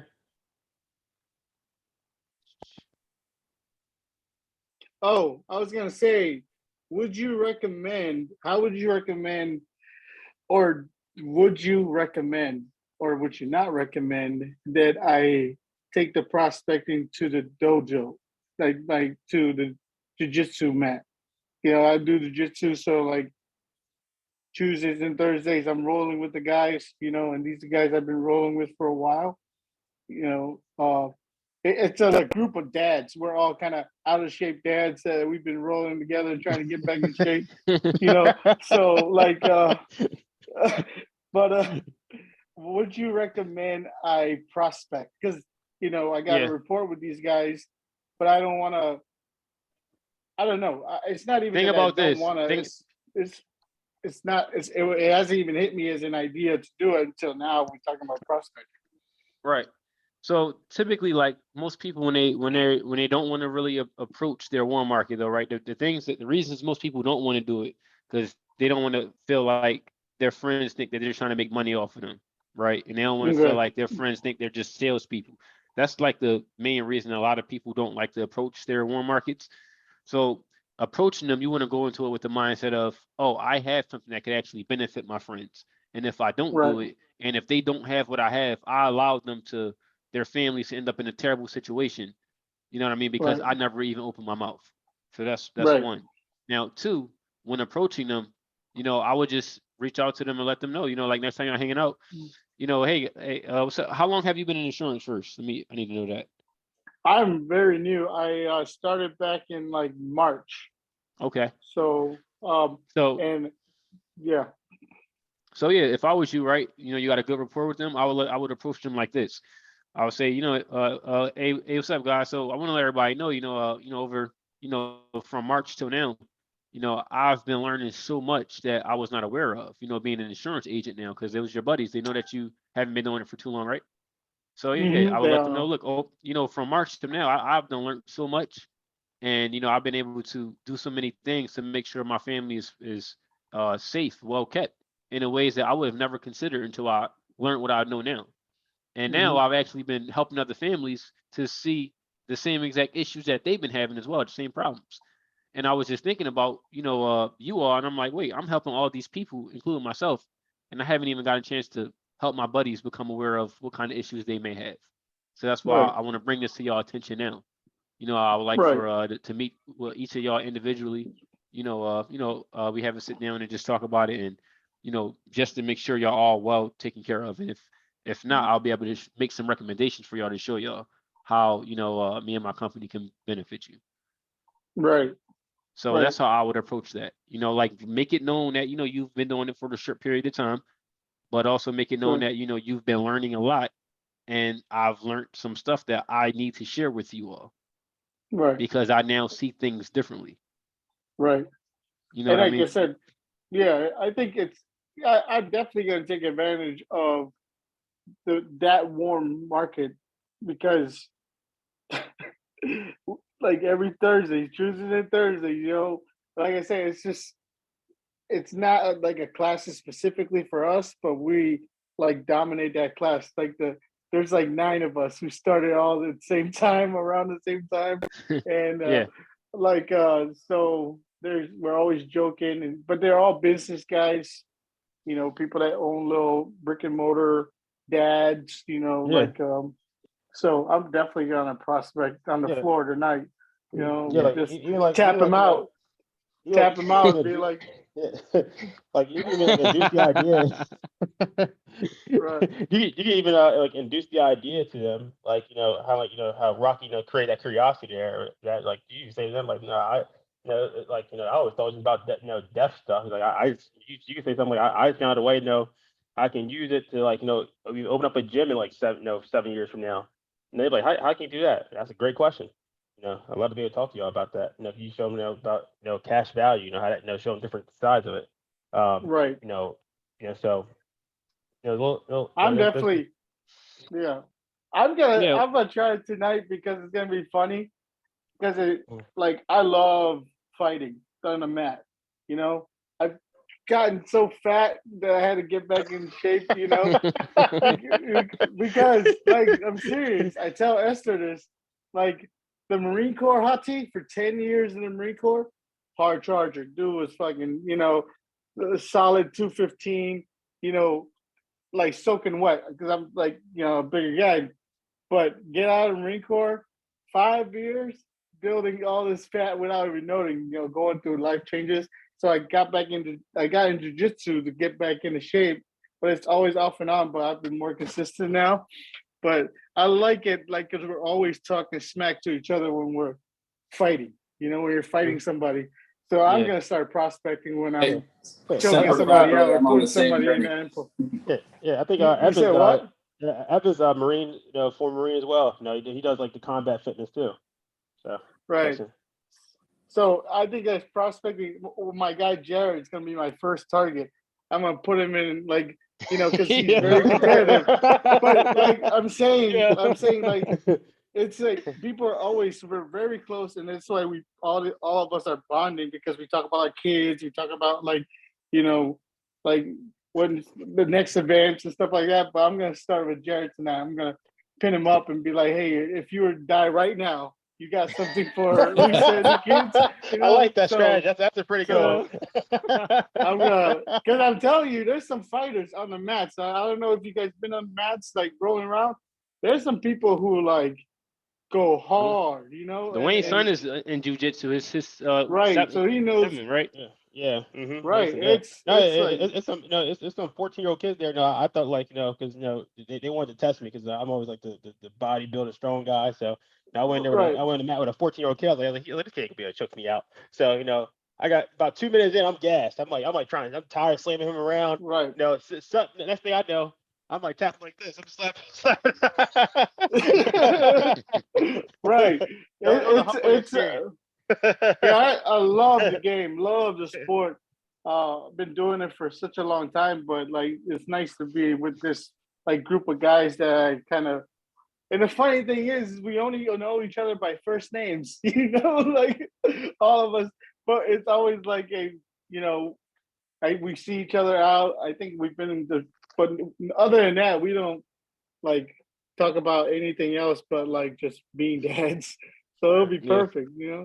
It's my thing right here, man. Oh yeah, I've been boxing. I've been hitting the punching bag every morning. right. Like, So I started, me and Esther, I know we started, and Dwayne, I know you and I have a conversation about it. And she admitted, I needed that nudge. I was like, damn right. I asked you in front of Dwayne, in front of everybody, do you wanted to be my running mate? And you guys both said yes, you and Rob. So I'm gonna be like, we're accountability back and forth. So yeah, it's good. It's good. hey, So they lucky to have you, bro. Seriously, because like I feel like if everybody had like accountability partner, especially like to use for like our program, like what we're teaching, you know what I mean? It's like I would love to be able to be everybody's accountability partner 100% of the time, but we have like a lot of clients, you know what I mean? Like right, we have right. it's like the people that But you you see have on the Dwayne. yeah, I'm saying, like, if you see like the people that's on the group calls like consistently, like on the Wednesdays and Thursdays, that's kind of like I look at that like that's like, all right, this is like a unit kind of right here, Right. and it's always like like the newer groups that they'll stick on there for about like like the first 7 or 8 calls, and then we'll slowly start to see people transition because like they start getting into their rhythm and they're hitting their numbers, and then like they'll just start reaching out to us, calling us over the phone or sending messages, asking like little questions, like, hey, I forgot what to say when I do this, and then I'll be like, but yeah, so far I did like 19 grand, and just letting us know their numbers and things like that.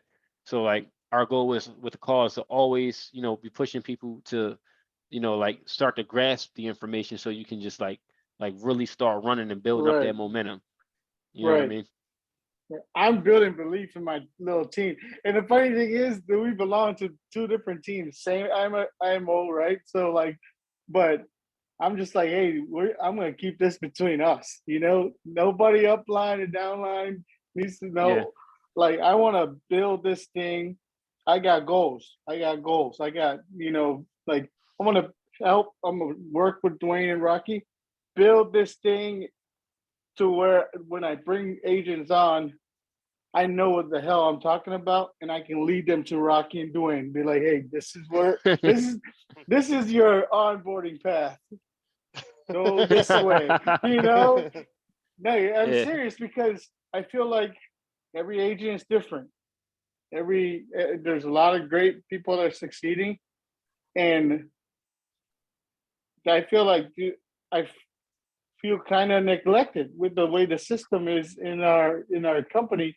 and not to anybody's fault, it works, for them. But I was like, hey man, if ain't nobody checking up on me anymore because I'm the guy not producing anything.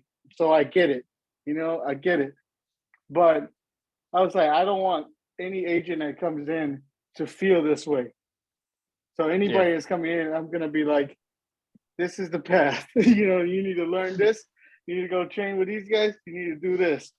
Don't buy Well- leads. Don't do any of that stuff. Work with this. So I'm excited. Yeah. Well, And- no, I honestly, man, I definitely appreciate the fact that you are enjoying what you're learning, from our program, Right. and again, like I just, just hope that you just apply everything, just apply it, get the numbers, let the numbers Right. speak, Right. and Right. building an agency. Like we got some agents that we that's client of ours that started some time ago, and we constantly send agents to their downline. Just because like they came through our program, they understand it, and they're out making money now. And it's like me and Dwayne, we're not, our goal is not to build an agency. So Right. like if I hear somebody talking about like a place they're at and they don't want to be there and they're looking, I'm like, oh, well, I know a great guy. You know what I'm saying? Right. And I'll lead them. So, but yeah, Well, man. I don't think I'm gonna build an agency anytime soon. Right now, I'm trying to make money. I'm trying Right. to Yeah, no, that should be the only goal. That should be the only Right. goal. I'm trying to make It's like money. just get your skills up first. Get your skills Right. sharp. And once you your said it in skills the is training. yeah. What you So said in you the gotta training give- was shoot blinding. Don't go shoot blinding. Like that's what you said, and it stuck with me. I was like, damn right, focus. I got Esther on the phone. Hey, focus. Get the training. Yeah. Right. So, but I appreciate you guys. Hey man, we'll see Yeah, you guys man. next week. Sounds good. Yes, Yeah, sir. next week All I right. want to hear a Have story good about the weekend, JoJo. guys. Oh yeah. So I let got us my know. eyes on Jared. It's gonna be fun. So, all right. See you See you guys All right, guys. man. Later. later.